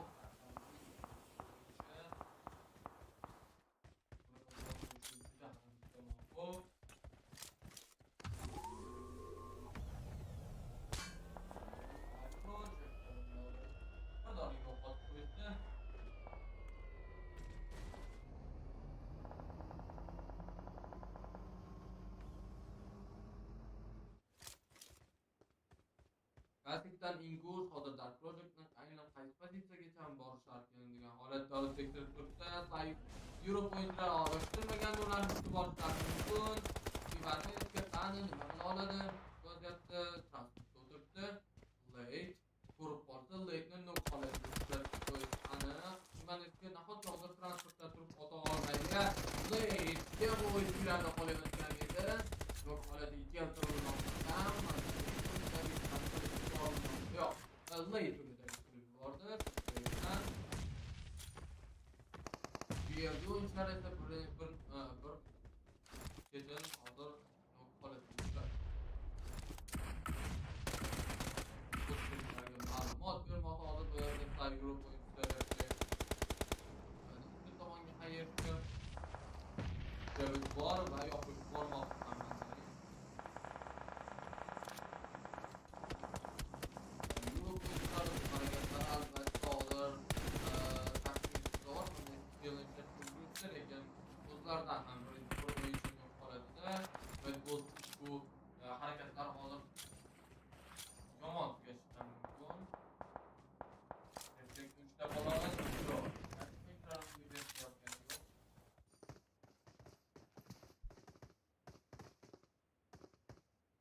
Ajoyib otilgan hayotga qanaqa tomondan bor lekin holatiga olgan yo'q, lekin liga tomondan otilgan hayotni aynan holatiga uchratmoqda. Endi esa faqatgina mandarin o'yinchilari hayot tuganini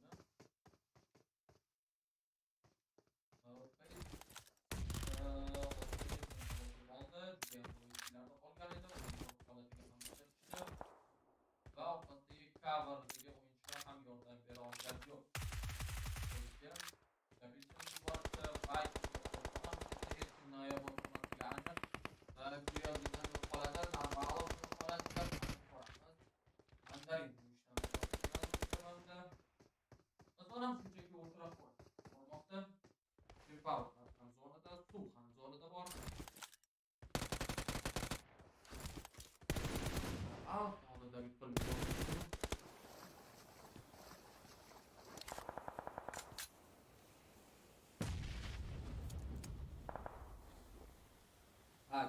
Oyuncular yopilib ketishmoqda. Buni mezbon oyuncular ta'minlab qo'yishdi.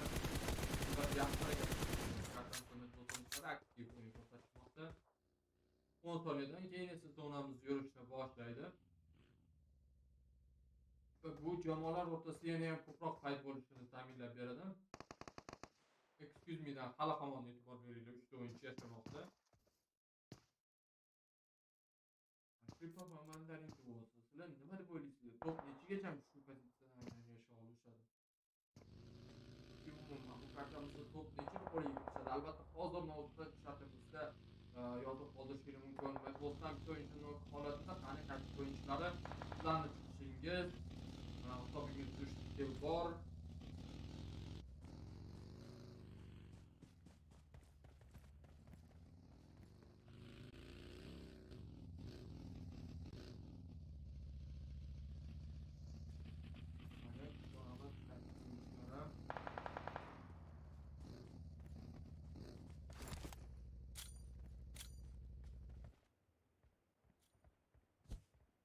Yaşlı otuzda karşı komandan lekin shu komandaga boruvdi. Ana qoladigan bilanmi?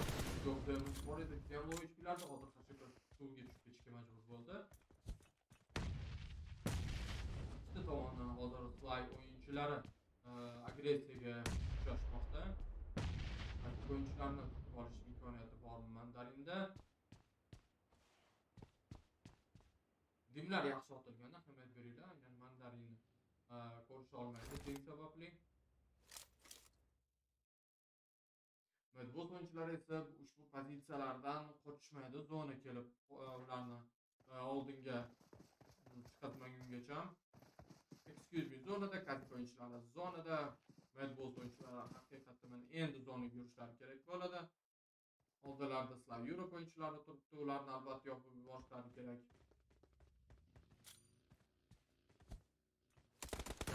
Mandarin odattolikani noqonuniy keltirmoqda.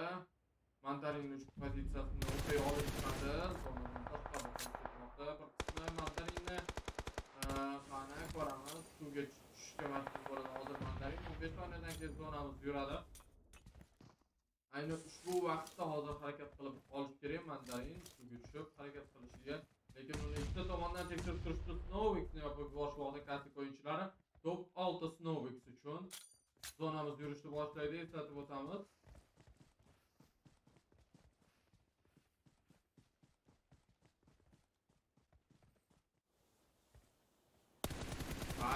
o'yinlarimizdan qabul qilib olishmoqda Frozen'dan.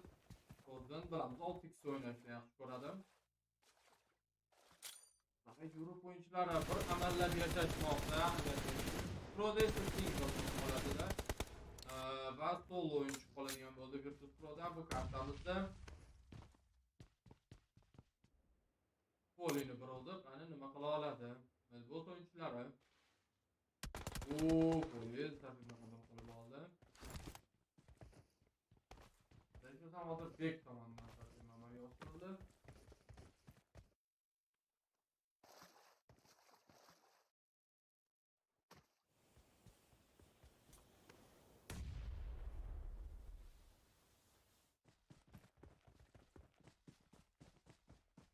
Oyuncularla nahotki o'zlarini to'plariga juda ham yaqin turishibdi. Qanday ko'ramiz? 5 yillari bor hisobida bu kartamizda. Albatta bu yaxshi bo'lardi. Taktik o'yinchilari ham to'plarni qo'lga kiritdi. Nafaqat o'sha top jamoalar, balki o'sha outsider hisoblanadigan jamoalar ham to'plarni qo'lga kiritgan albatta yaxshi. Excuse me, hali ham o'yinda Medbulls o'yinda ikkita kishi bo'lib, Europe VIRTUS.PRO faqat Poli olib ketgan kartadan ham bor. Like holatida Medbullsdan Europe o'yinchisi amalga oshirilmoqda. Poli yo'q, VIRTUS.PRO yo'qolib ketmoqda. Medbulls o'yinchilari kabi Medbulls top 4ga yo'l oladi degan bo'ldim. Va endi 3 ta jamoa qolmoqda. Slaydan 2 ta, Katikdan 4 ta va Excuse me'dan esa 3 ta.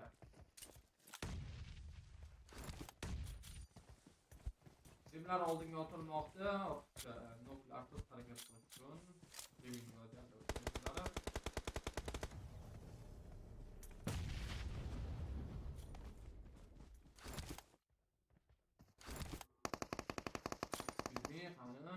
Vaziyatda nima qila olishadi? Albatta top 1ni ko'rgan bo'lardik bu jamoadan. Ham yurtimiz harakatlari bilan juda hayot sotilmoqda. Striker tomoniga yaxshi holat bor. Mandagi holatda ekan. Ular bilan qattiq o'ynayotgan ekan. Va Kachi ko'rgan o'yinchilarda sayyorlikni yopib yuborishga ulgurishdi.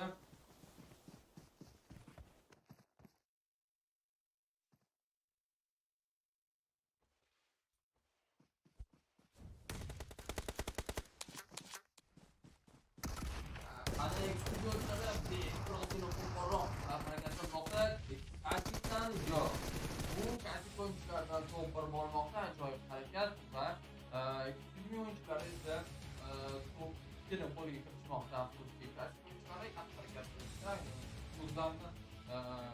o'zlariga to'g'ri berilgan pozitsiyadan top zonalardan yaxshi foydalana olishdi va top 1ni qo'lga kiritishdi. Yomon emas, albatta hamyurtimizda jamoasi qo'lga kiritmoqda. Albatta shu zonalar harakatiga to'g'ri zonalarga ko'proq bog'liq bo'lgan bo'lsa-da nima deymiz? Oldinda Miramar kartasida bizdan uzoqlashmaydi. Miramarda ko'rishguncha.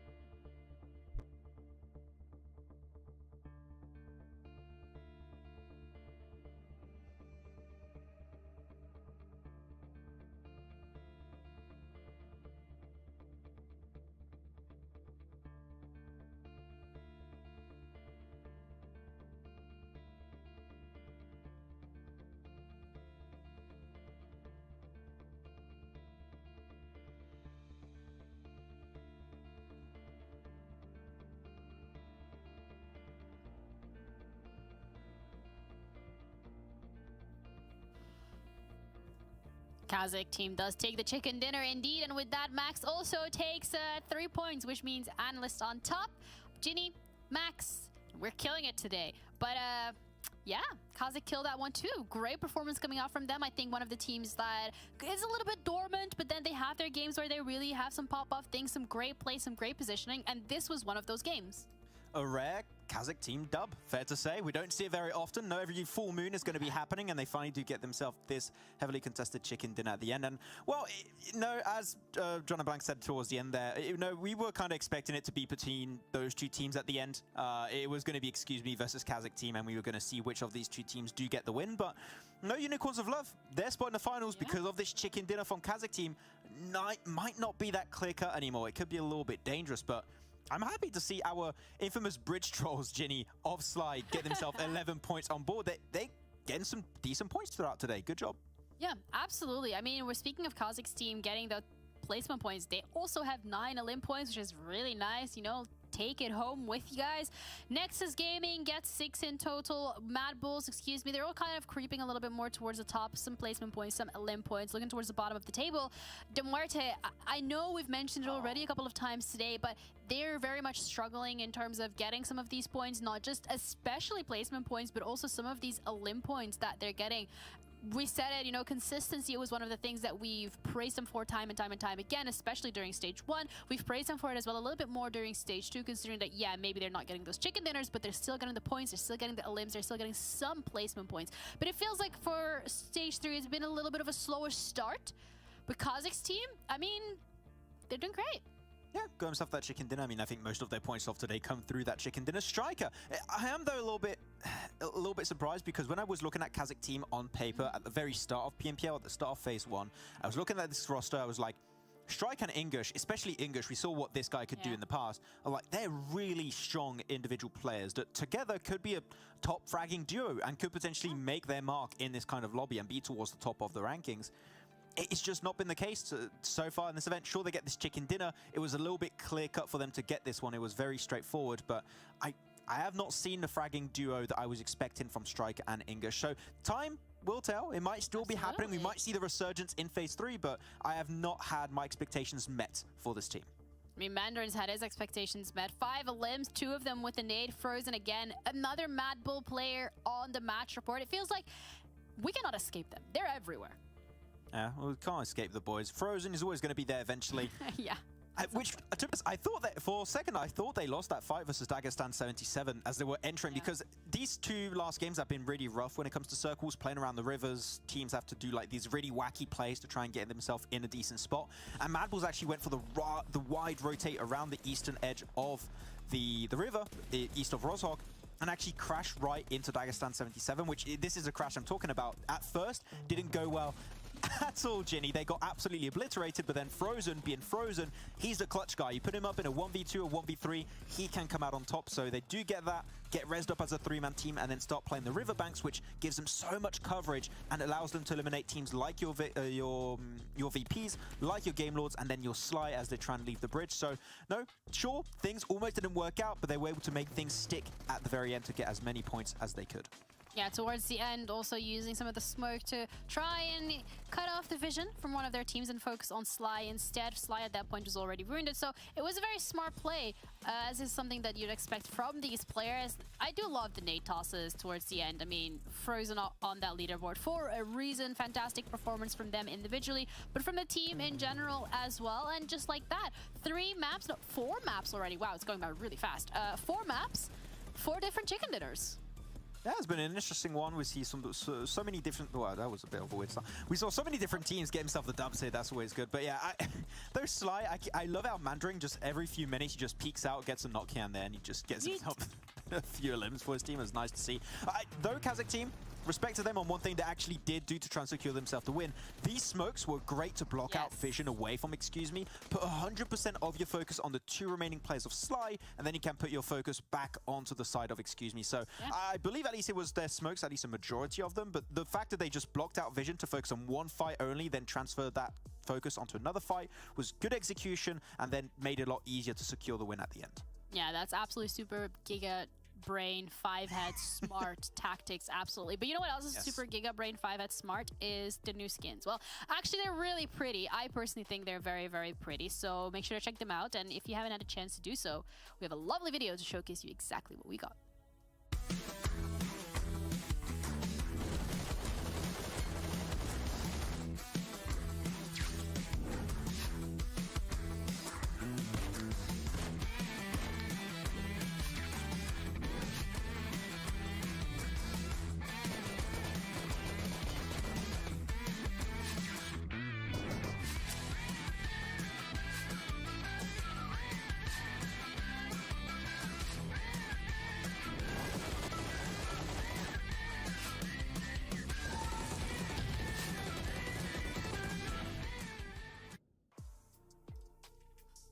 Great skins. Unfortunately, not the skins that you're giving away, Max, but definitely skins that you guys need to keep your eyes up for, because I don't know who made these, but they are very talented at what they do. Looking at the overall as well from where we're standing so far in stage 3 of PMPL EU. Sly on top, 35 points, but I do want to say the fact that the difference between first and fifth is only like 7 points, quick maths, impressive. Impressive math, I'd say. Yeah, good job. Thank you. Yeah, Never heard that before. It's good to see some new teams at the top there. As you said, Unicorns of Love, we don't usually see them on this top page. Dark Project, we've been waiting for their step up a long time ago. Kazakh team up there, Sly Europe currently in first place. This is mixing things up a little bit towards the end of the league stage, which is good to see. Will it remain that way throughout the entire league stage? That's an entirely different topic, which I'd love to see that be the case, but no, I think we got a few favorites that are waiting to make their resurgence happen eventually. Because Game Lord, I mean, I was talking about their major turnaround in Phase 2 and how dominant they were.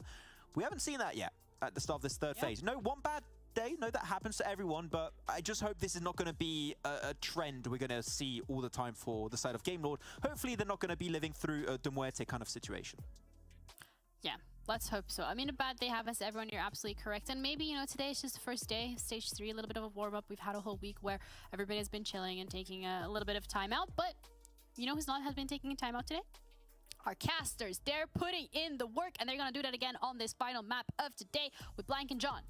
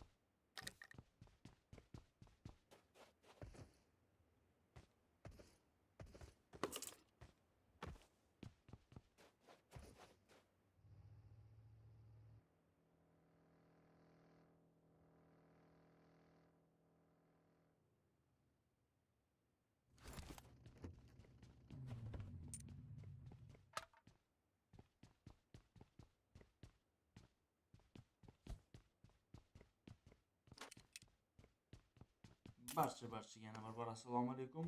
O'rtoqlar, bizda navbatdagi kartamiz boshlandi. Miramar kartasi. Jamoalar o'z spotlariga tushib bo'lishgan. Biroz kech boshladik biz. G jamoasi o'yinchilari bizga namoyish etilmoqda va mana endi Dagestan jamoasi o'yinchilarini bizga ko'rsatib o'tishmoqda. To'liq tarkib bilan Zadira, Kip, Limbabum, Shifu.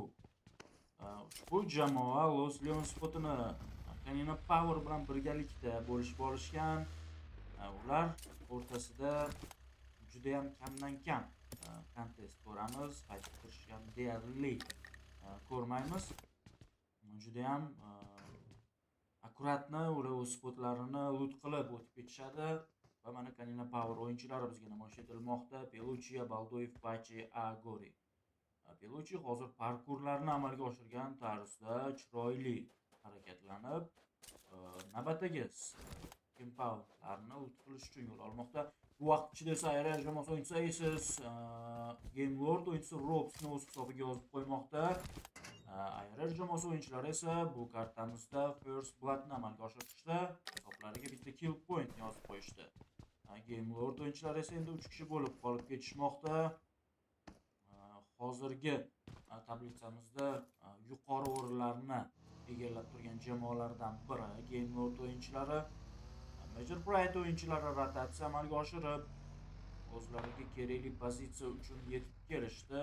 Zonani xavfsiz hududiga yetib kelishdi. Dino yana o'z transportiga o'tirib, balki rotatsiyani davom ettiradi. Klassik jamoasi o'yinchilari Avalanche Team jamoasi turgan pozitsiyaga yaqinlashmoqda. Avalanche jamoasi o'yinchilari esa bu pozitsiyani tark etish harakatini boshlab yuborishdi. Klassik jamoasi o'yinchilari ham to'xtashgani yo'q, aynan bu pozitsiyada ko'ramiz. Pozitsiya uchun balki kurash bo'lib o'tar. Ava jamoasini bir o'yinchisi juda ham uzoqda ekanligini ko'rmoqdamiz. Ava jamoasi o'yinchilari bu pozitsiyani tark etishmadi, shunchaki klassik jamoasi o'yinchilarini kutib olishmoqda hozir. Elise nok holatida klassik jamoasida ham nok bor. Hozir Woodson uzoq masofadan SKS orqali klassik jamoasi o'yinchilari tomoniga damage amalga oshirdi. Yugushni hozir strike ko'tarib olish harakatini boshlab yubordi. Woodson bu pozitsiyaga yaqinlashadimi? Yo'q. U o'z masofasini saqlab turmoqda klassik jamoasiga nisbatan. Va CJ ham yaqinlashib kelganini ko'rishimiz mumkin. Klassik bundan xabar topmoqda. Ava jamoasi o'yinchilari ko'z ochib yumguncha ikkita o'yinchidan mahrum bo'lishmoqda. Kishi bo'lib qolib ketishmoqda. Shu sababli CJ tavakkal qilgani yo'q. O'z sherigi tomoniga harakatni boshlab yubordi. Va Avalanche jamoasi o'yinchilari bu paytni katta ehtimol bilan o'tkazib yuborishadi. Hozir CJ tomoniga amalga oshirilgan zajrim klassik o'yinchilari tomonidan birozgina damage berdi. Bu pozitsiyaga yaqin Major Pride o'yinchilari ham harakatlanishmoqda. Ko'rishimiz mumkin. Hozir Major Pride o'yinchilari aynan Ava jamoasi o'yinchilari turgan pozitsiyaga kirib kelishmoqda. Esa bu pozitsiyani tark etishga ulgurdi. Bundan biroz uzoqroqda va ular navbatdagi pozitsiyani egallash uchun harakat qilib borishadi. Endi biroz qiyin bo'lishi mumkin Avalanche jamoasi o'yinchilariga. Ikki kishi bo'lib qolib ketishdi. Hisoblarida hozircha kill yo'q. Biroz endi place point uchun o'ynashga harakat qilib borishadi va bu vaqt ichida balki kill pointlarni ham o'z hisoblariga yozib qo'yishlari mumkin. The Muerte hamda Excuse Me jamoasi o'yinchilari uchrashib qolishi mumkin. Maloy taxminiy ma'lumotlarga ega.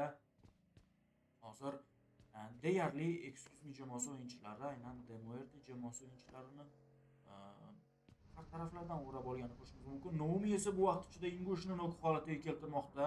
Minik orqali ayrar jamoasi o'yinchilari esa to'g'ri Avalanche jamoasi o'yinchilari tomoniga bosib kelishmoqda. Hozir Ace juda ham yaxshi nokni amalga oshirdi CJ nok holatida. Boshqa bir tarafda esa Demuerte hamda Excuse jamoasi o'yinchilari o'rtasida fight amalga oshirilmoqda.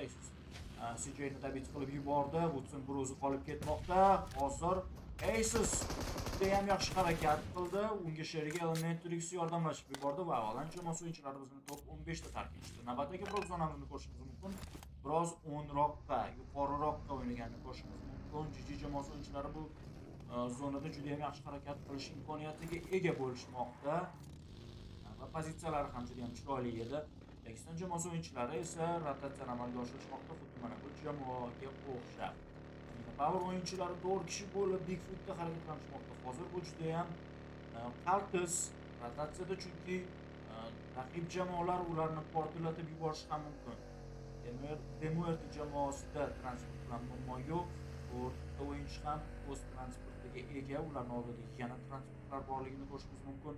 Maloy hozir to'g'ri VIRTUS.PRO jamoasi tomoniga borib qolishi mumkin. Ularning oldida VIRTUS.PRO jamoasi o'yinchilari rotatsiyani amalga oshirishmoqda. Yorqul mana o'z sheriklari bilan pozitsiya egallash uchun rotatsiyani amalga oshirishmoqda. Gemort o'yinchisi Narvalov esa Sloy jamoasi o'yinchisi Hashipani nok holatiga keltirdi. Hozircha dabit qilgani yo'q. Mana Kanina Power o'yinchilari Kasik jamoasi o'yinchilari bilan hozir rotatsiyada to'qnashib qolishi mumkin.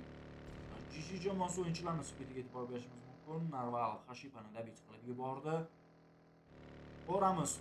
Hozir Kanina Power o'yinchilari to'g'ri Major Pride egallab turgan pozitsiyaga yaqinlashib kelishmoqda. Ularning chap tarafida Kasik jamoasi o'yinchilari bor. Ko'ramiz. Hozir juda ham xavfli rotatsiyani Kanina Power o'yinchilari tomonidan. Hozir ular biroz aylanib o'tishdi Major Pride pozitsiyasini. Novый hozir ko'rdi. Naq to'rtta o'yinchi harakatlanayotganini. Juda ham qiziq. Kanina Power o'yinchilari mana shu LG'da to'xtashga qaror qabul qilishdi va hozir harakat qilib ko'rishadi. O'sha yerdan biroz o'yinni o'z foydalariga hal qilish uchun. Lekin bu pozitsiya yaxshi pozitsiya emas. Ular kelgan tarafga agar raqib jamoalardan biri kelib joylashadigan bo'lsa, bular juda ham qiyin vaziyatda qolib ketishi mumkin.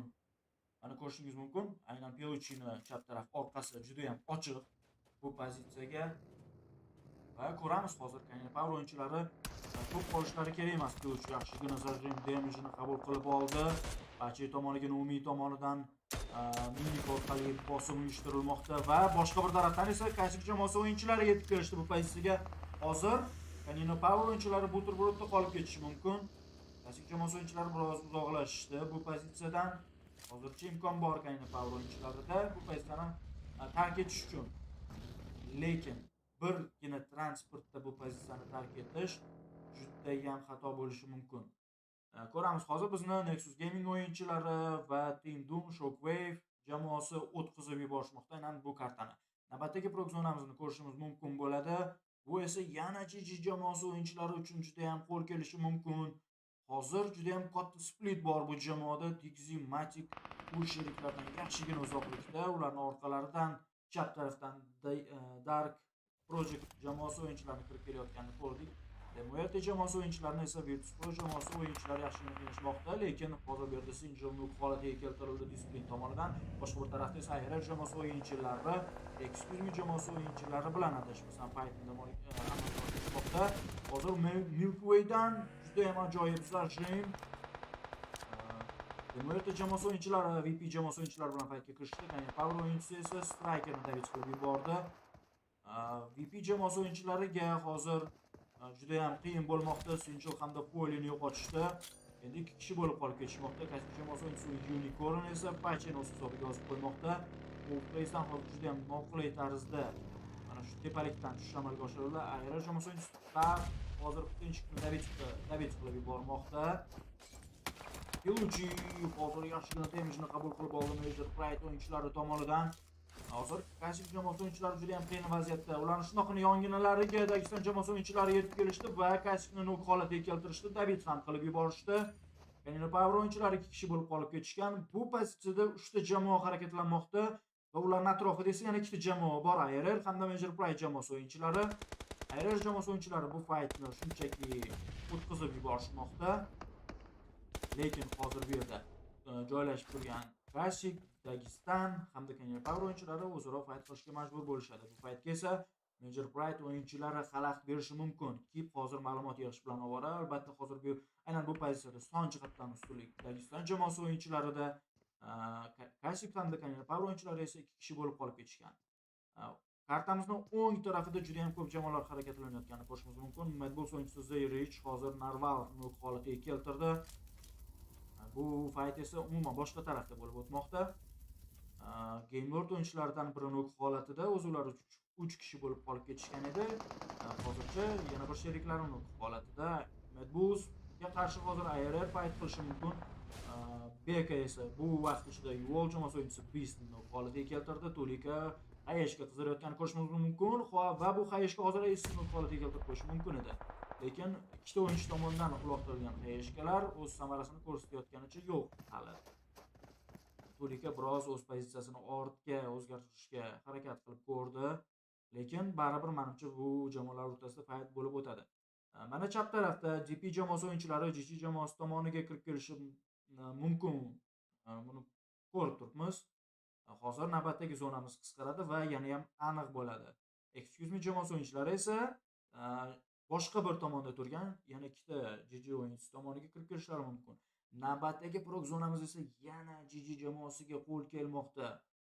Ular o'sha o'yin boshida egallagan pozitsiyalarni hozircha o'zgartirganliklaricha yo'q. Yo'l jamoasi o'yinchilari o'z sheriklarini ko'tarib olishdi va hamda Wave bu pozitsiyani tezkorlik bilan tark etishmoqda. O'z o'yinchilari hozir zonaning xavfsiz hududiga kirishlari kerak bo'ladi. Ularni shundoqqina yonlarida turibdi zonaning xavfsiz hududi. Poundchilar ham bor. Aynan jamoasi startga esa o'z uchun kerak bo'lgan pozitsiyani egalladi. Lekin qolgan o'yinchilar hozircha biroz chetroqda harakatlanishmoqda zonaning xavfsiz hududi chetida. Va hozir tartib qurgan pozitsiyaga Medbulls o'yinchilari kirib kelishmoqda. Hozir ARR jamoasi hamda Medbulls o'yinchilari o'rtasida fight amalga oshiriladi. Tapik hozir juda ham qiyin vaziyatda biroz masofani uzoqlashtirmoqda. Medbulls jamoasi o'yinchilarida informatsiya bor, aynan ular tomoniga hozir Tolikani holatiga keltirildi. Elementrix bu vaziyatda juda ham chiroyli harakat qildi. ARR jamoasi o'yinchilari bu pozitsiyaga yetib kelishga ulgurishdi. Zerich hozir nok holatiga tushib qolishi mumkin, lekin o'ziga xavfsiz pozitsiya topishga ulgurdi. Tapik esa bu vaqtida Frozen nok holatiga keltirdi va hozir navbatdagi nokni amalga oshirishi mumkin. Zerich ham nok holatida. ARR jamoasi o'yinchilari o'z pozitsiyalarini juda ham chiroyli tarzda himoya qilishmoqda. Fly tomoniga amalga oshirilgan kichkinagina zajrimni ko'rdik. Bu o'yinchilari kutilmaganda hozir bu yerda yopilib ketishi mumkin. Birgina Fly'ni ko'rishimiz mumkin harakatlanayotganini. ARR jamoasi o'yinchilari esa birma-ketin o'zlari uchun kill pointlarini yozib qo'yishmoqda. Albatta hozir bilishadi bu yerda faqatgina bir o'yinchi qolganini va agressiv tarzda bu pozitsiyaga harakatlanishdi. Medbulls o'yinchilarini yopib yuborishdi. Elementrix bu vaziyatda juda ham chiroyli harakat qildi. Navbatdagi fightni ko'rishimiz mumkin Major Pride hamda Game Lord o'yinchilari o'rtasida. Major Pride o'yinchilari zonaning chetida harakatlanishmoqda. Ularning shundoqqina pastlarida uchta jamoa harakatlanmoqda. Hozir Purple haqida informatsiyaga ega ekanligini bizga namoyish qildi. Sheriklariga ham bo'lishi kerak.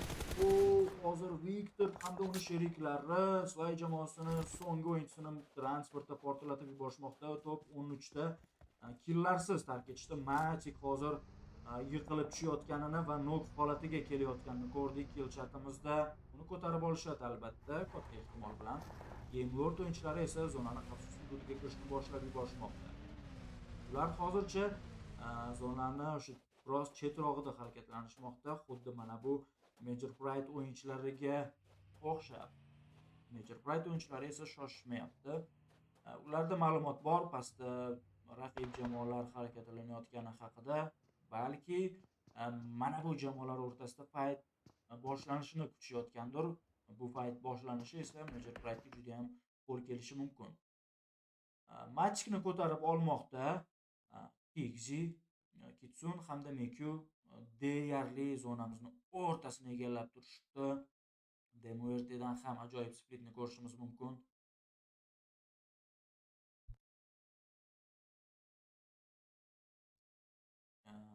DP jamoasi o'yinchilari esa shunchaki GG jamoasi turgan pozitsiyani aylanib o'tganini ko'rishimiz mumkin. Navbatdagi prog zona esa birozgina o'ngroq teparoq o'ynaganini ko'rdik. Endi Major Pride jamoasi o'yinchilari hozir zonani xavfsiz hududiga kirishga majbur bo'lishadi. Dagestan jamoasida zonani xavfsiz hududi bor, aylanani ichida turishibdi. Hozir Kasik, Kanina Power, Major Pride jamoasi o'yinchilari balki bu yerdan amalga oshirishligi mumkin. Bu yerda tartib chiroyli harakat qilgan vaziyat o'yinchini nok berib, undan keyin ikkinchi o'yinchini ham holatga keltirdi. Aynan Tapik hamda Elementrix bu vaziyatda Medbull jamoasini yopilib ketishiga o'z hissalarini juda chiroyli tarzda qo'shishdi. Mana Major Pride o'yinchilari aynan mana bu jamoalar harakatlanayotgan pozitsiyaga yaqinlashib olishdi. Hozir endi bu pozitsiyada 4 ta jamoa harakatlanmoqda. Eng qizig'i Dagestan jamoasi o'yinchilari to'liq tarkib bilan barcha jamoani hozir kutib olishi mumkin, chunki zonani xavfsiz hududiga kirishga majbur bo'lishadi. Qolgan jamoalar ham zonamiz esa harakatlanishni boshladi. Dino ham o'z sheriklariga yaqinlashib kelmoqda. Demak, bu ma'lumot yig'ish bilan ovora. Shuni ko'rdi, lekin zashini amalga oshirishga ulgurmadi. Novый yaxshigina damage qabul qilib olganini ko'rishimiz mumkin. Effekt ham xuddi shu tarzda damage'larni qabul qilib olgan. Ko'rin tomonidan bu o'tkazildi, lekin otmadi. Amalda o'yin holatida English tomonidan va Ganina Power o'yinchilari yopilib ketishmoqda. Bittagina kill point bilan 9.2 da tark etishdi. Dagestan jamoasi o'yinchilari juda ham chiroyli harakat qilishdi bu vaziyatda. Game Lord o'yinchilari ham hozir aynan bu fightga qo'shilishi mumkin. Uzoqda ularni ko'rmoqdamiz. U Monkey nok holatida Unicorn tomonidan Discrimation Englishni nok holatiga keltirdi. Unicorn Monkey David qilib yubordi. Boshqa bir qanotda Excuse Me hamda GP jamoasi o'yinchilari ham ta'limot ko'rsatmoqda. Pastda bo'layotgan fightga Demuerte jamoasi o'yinchilari befarq qarashmayapti. Dagestan jamoasi o'yinchisi Zadirani o'yinini eshik orqali nok holatiga keltirdi. Boya aytib o'tganim, Dagestan jamoasi o'yinchilari mana shu fightda juda ham katta rol o'ynashi mumkin. Unicorn molt orqali yonmoqda. Hozir u o'z jonini tiklab olishi kerak edi-yu, lekin ulgurmadi. Va qaysi jamoasi o'yinchilari bilan biz xayrlashdik. 11da 6 point. Endi GP, DG hamda Dagestan hamda Major Pride jamoasi o'yinchilari o'rtasida fight ko'ramiz. Son jihatdan ustunlik Dagestan jamoasi o'yinchilarida Xinok holatiga keltirmoqda. HPG tomonidan damage'lar bo'yicha hozir ustunlikka ega HPG. GP jamoasi o'yinchisi endi Sununok holatiga keltirdi. Hozir GG jamoasi o'yinchilarida 2 ta nok holati bor. U hozir mana shu ushlangan kattagina split yaxshigina muammo tug'dirmoqda GG jamoasi o'yinchilariga.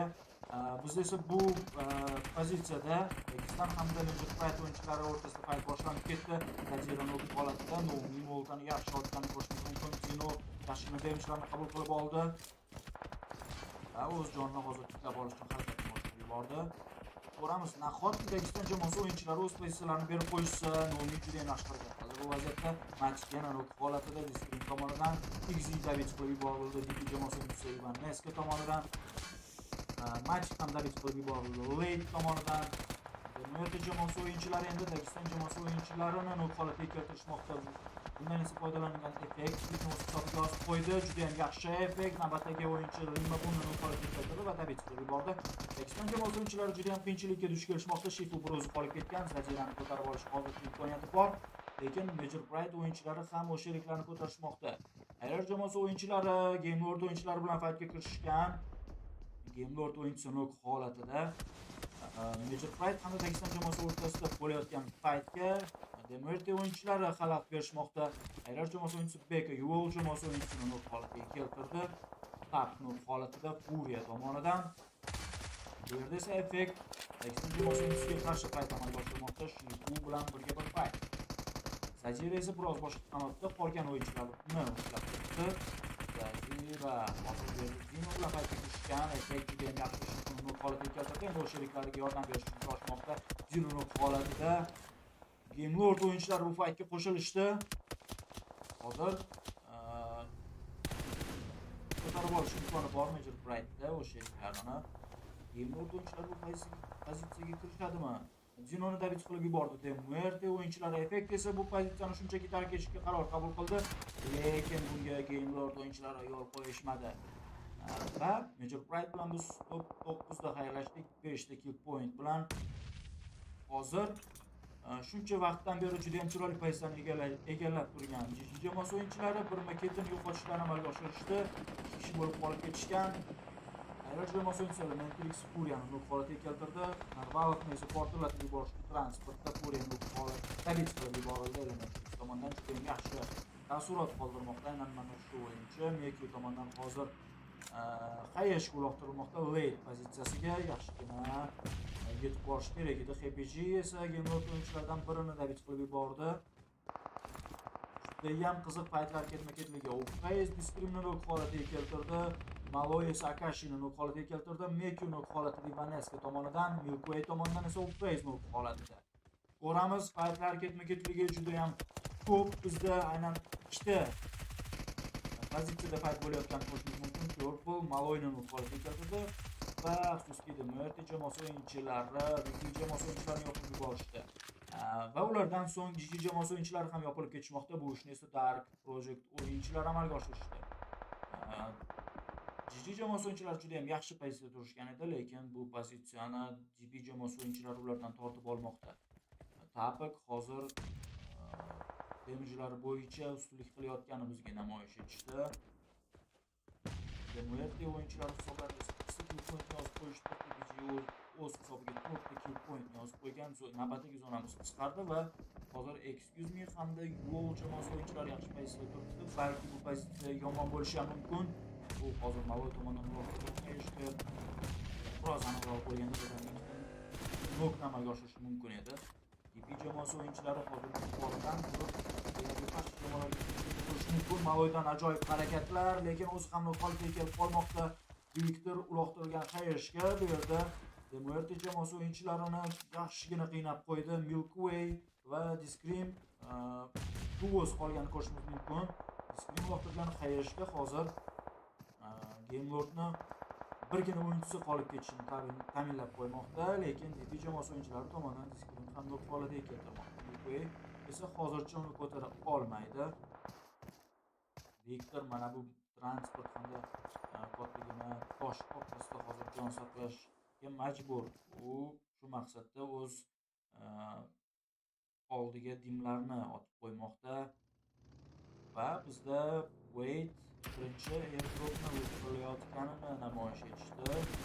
Eka tomonidan Yo'l o'yinchisi Wave nok holatida, Tapik tomonidan Inoshi nok holatida. Yo'l jamoasi o'yinchilari juda ham qiyin vaziyatda qolib ketishmoqda. Ayrer jamoasi o'yinchilari balki o'sha pozitsiyaga agressiya qilishi ham mumkin va mana Beka yetib kelmoqda. Bek dabit qilib yubordi. Wave hamda Inoshini, bu esa Ayrer jamoasi o'yinchilarining jahlini chiqarishi mumkin. Ko'ramiz, Beast hamda Zero ikki kishi bo'lib qolib ketishgan. Elementarixni Bek nok holatiga keltirmoqda va dabit ham qilib yubordi. Beka esa birozgina ulgurmadi, lekin Tapik Bekni yopib yuborganini ko'rishimiz mumkin. Top 6da biz Excuse Me jamoasi o'yinchilari bilan xayrlashdik, lekin Ayrer jamoasi o'yinchilari ikki kishi bo'lib qolib ketishmoqda. Hisoblariga 11 ta kill point yozib qo'yishgan, juda ham yaxshi. Bu hozir Tapik holatiga tushib qolishi mumkin DP jamoasi o'yinchisi Wade tomonidan. Ko'ramiz. Pozitsiya jihatidan DP jamoasi o'yinchilari juda ham chiroyli turishdi. Lekin mana shu pozitsiyadan to'g'ri foydalanishsa bo'lgani xolos.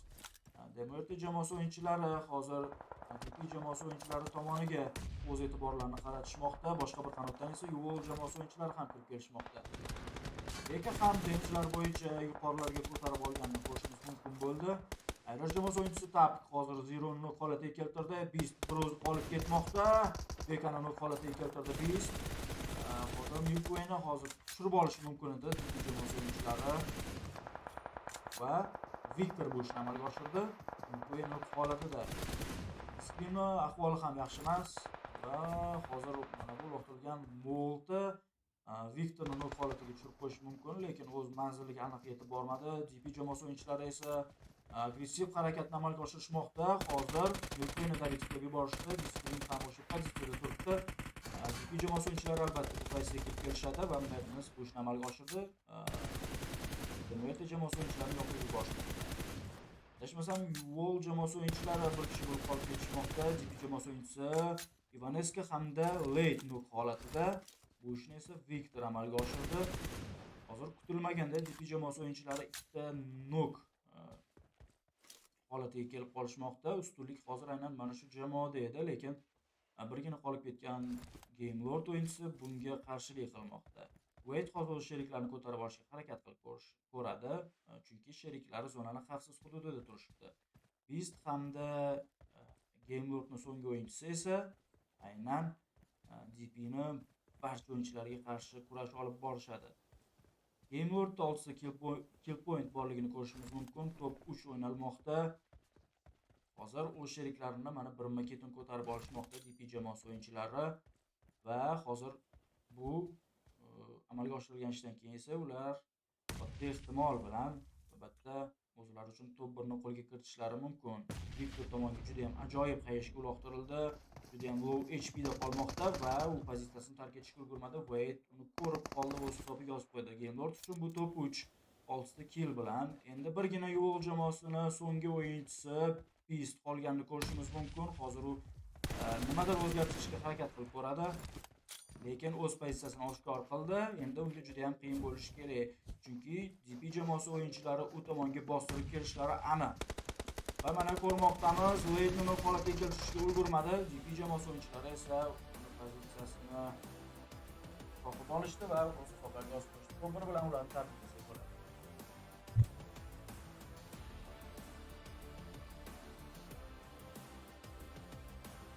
Top 1 hozir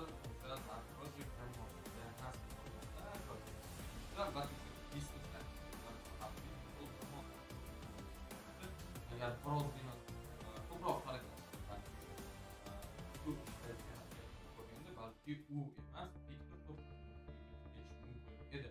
Lekin ko'rdik, aynan jamoalar harakat qilishganda bu kartamizda jamoasi qisman bo'lsa top 5 qo'lga kirishdi, 11 kill point bilan. Albatta bu yaxshi natija.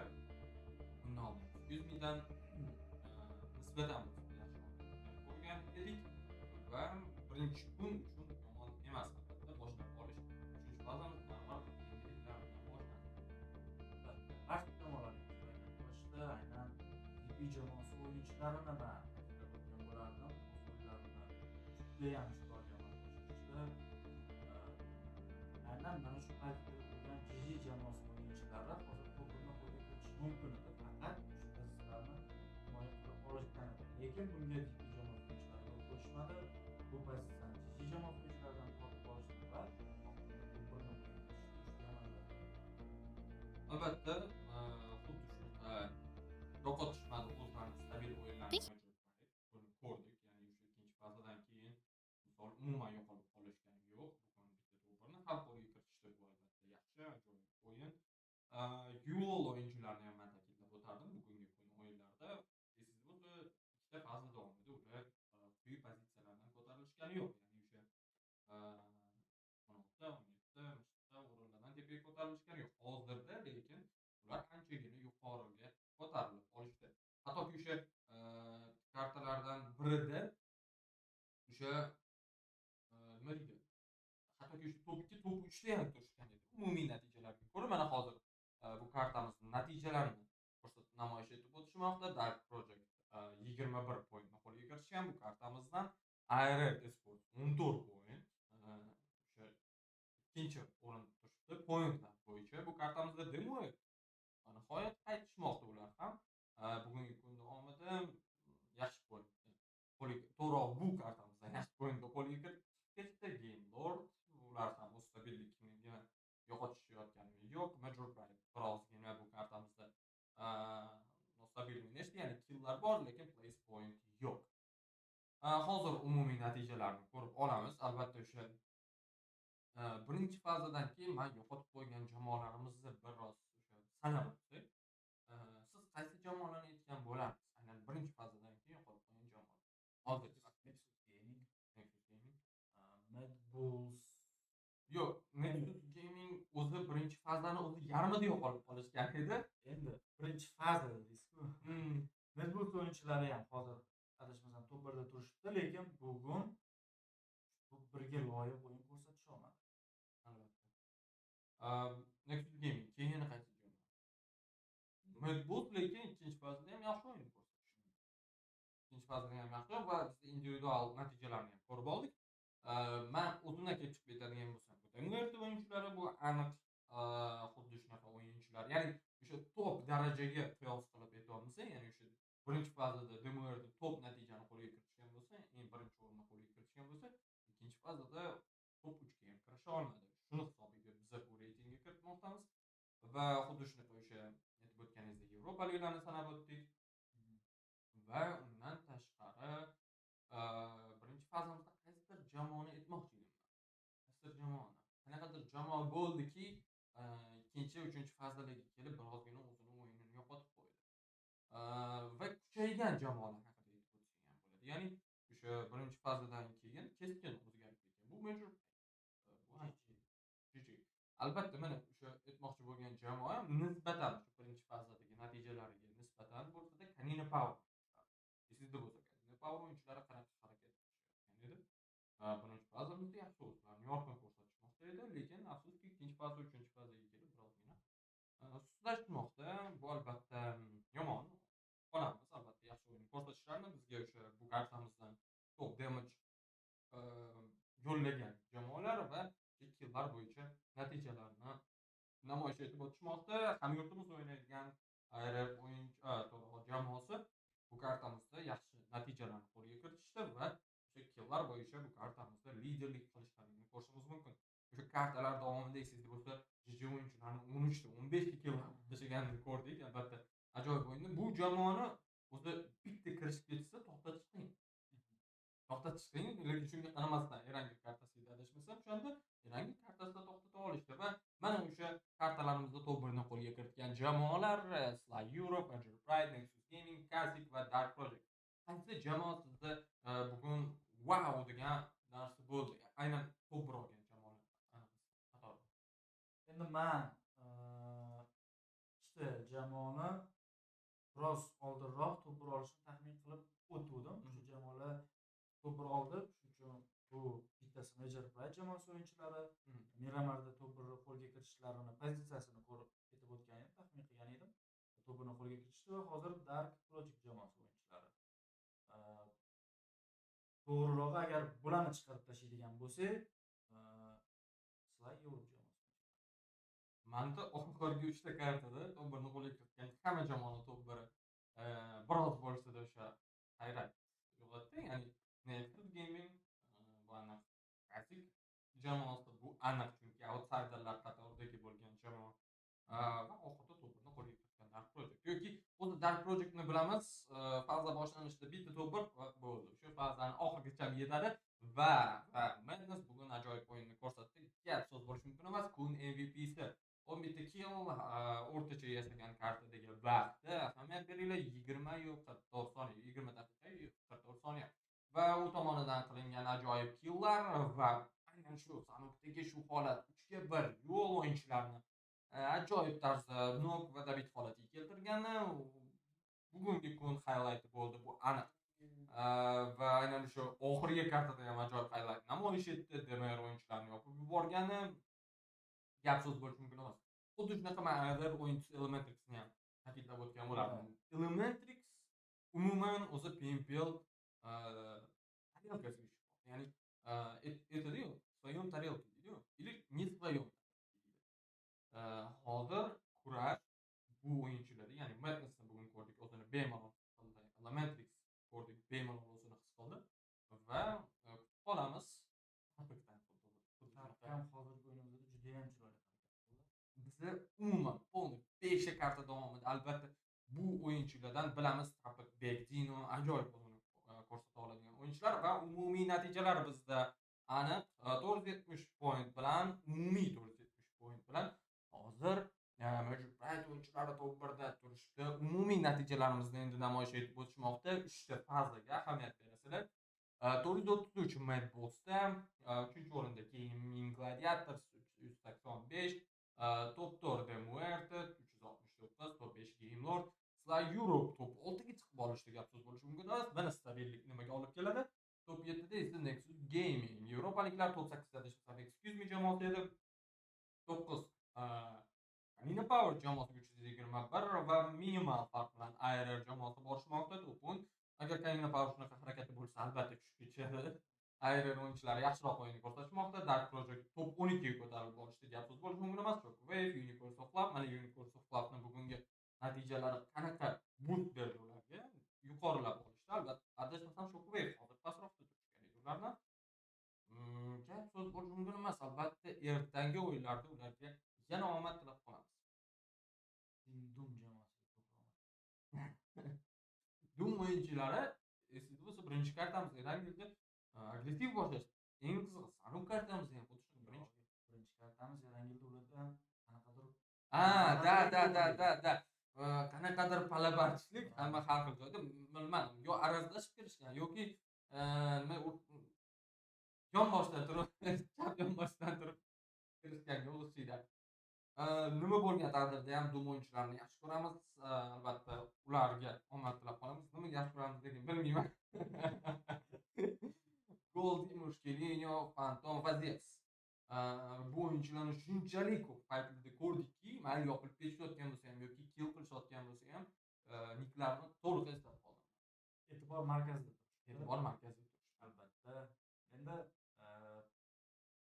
va hozir eng ko'p taxminlarni topgan maksimum. Bunday qilmas. Biz o'zimizdan taxminlarimizni berdik. Albatta sizlarga maksimal darajada qiziq sizlar bilan birgalikda ko'rib borishga harakat qildik. Albatta xatolar bo'lsa, kechirishadi degan umiddamiz. Kechirmay ham ko'ringlar deb. Va tez orada biz sizlar bilan ko'rishamiz. Ya'ni ertaga xuddi shu vaqtda sizlar bilan 5 ta qiziqarli kartani birgalikda ko'rib, sharhlab borishga harakat qilamiz. Bizdan uzoqlashmanglar. Albatta kanalga obuna bo'lib qo'yishni, streamga esa like bosib qo'yishni unutmanglar. Nobody that you predicted is winning today, Blank. I'm sorry, you're sitting on 0 points. I mean, you have the rest of the stage, I guess, to redeem yourself, but good luck with that one. Make sure you check out our socials because if you have some good luck, Max is also giving away a couple of skinsies. Skinsies? Yeah, scan the QR. Code. Scan it.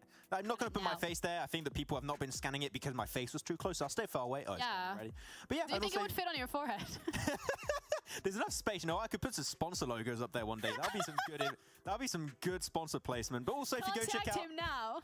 If you go check out esports PUBG EU over on Instagram, go check out the pinned post, and you can tell us which player you think will be the MVP. And also, if you just follow, you might just get a random skin here and there. We'll pick some guys randomly. So go do that. We've got some cool stuff to win.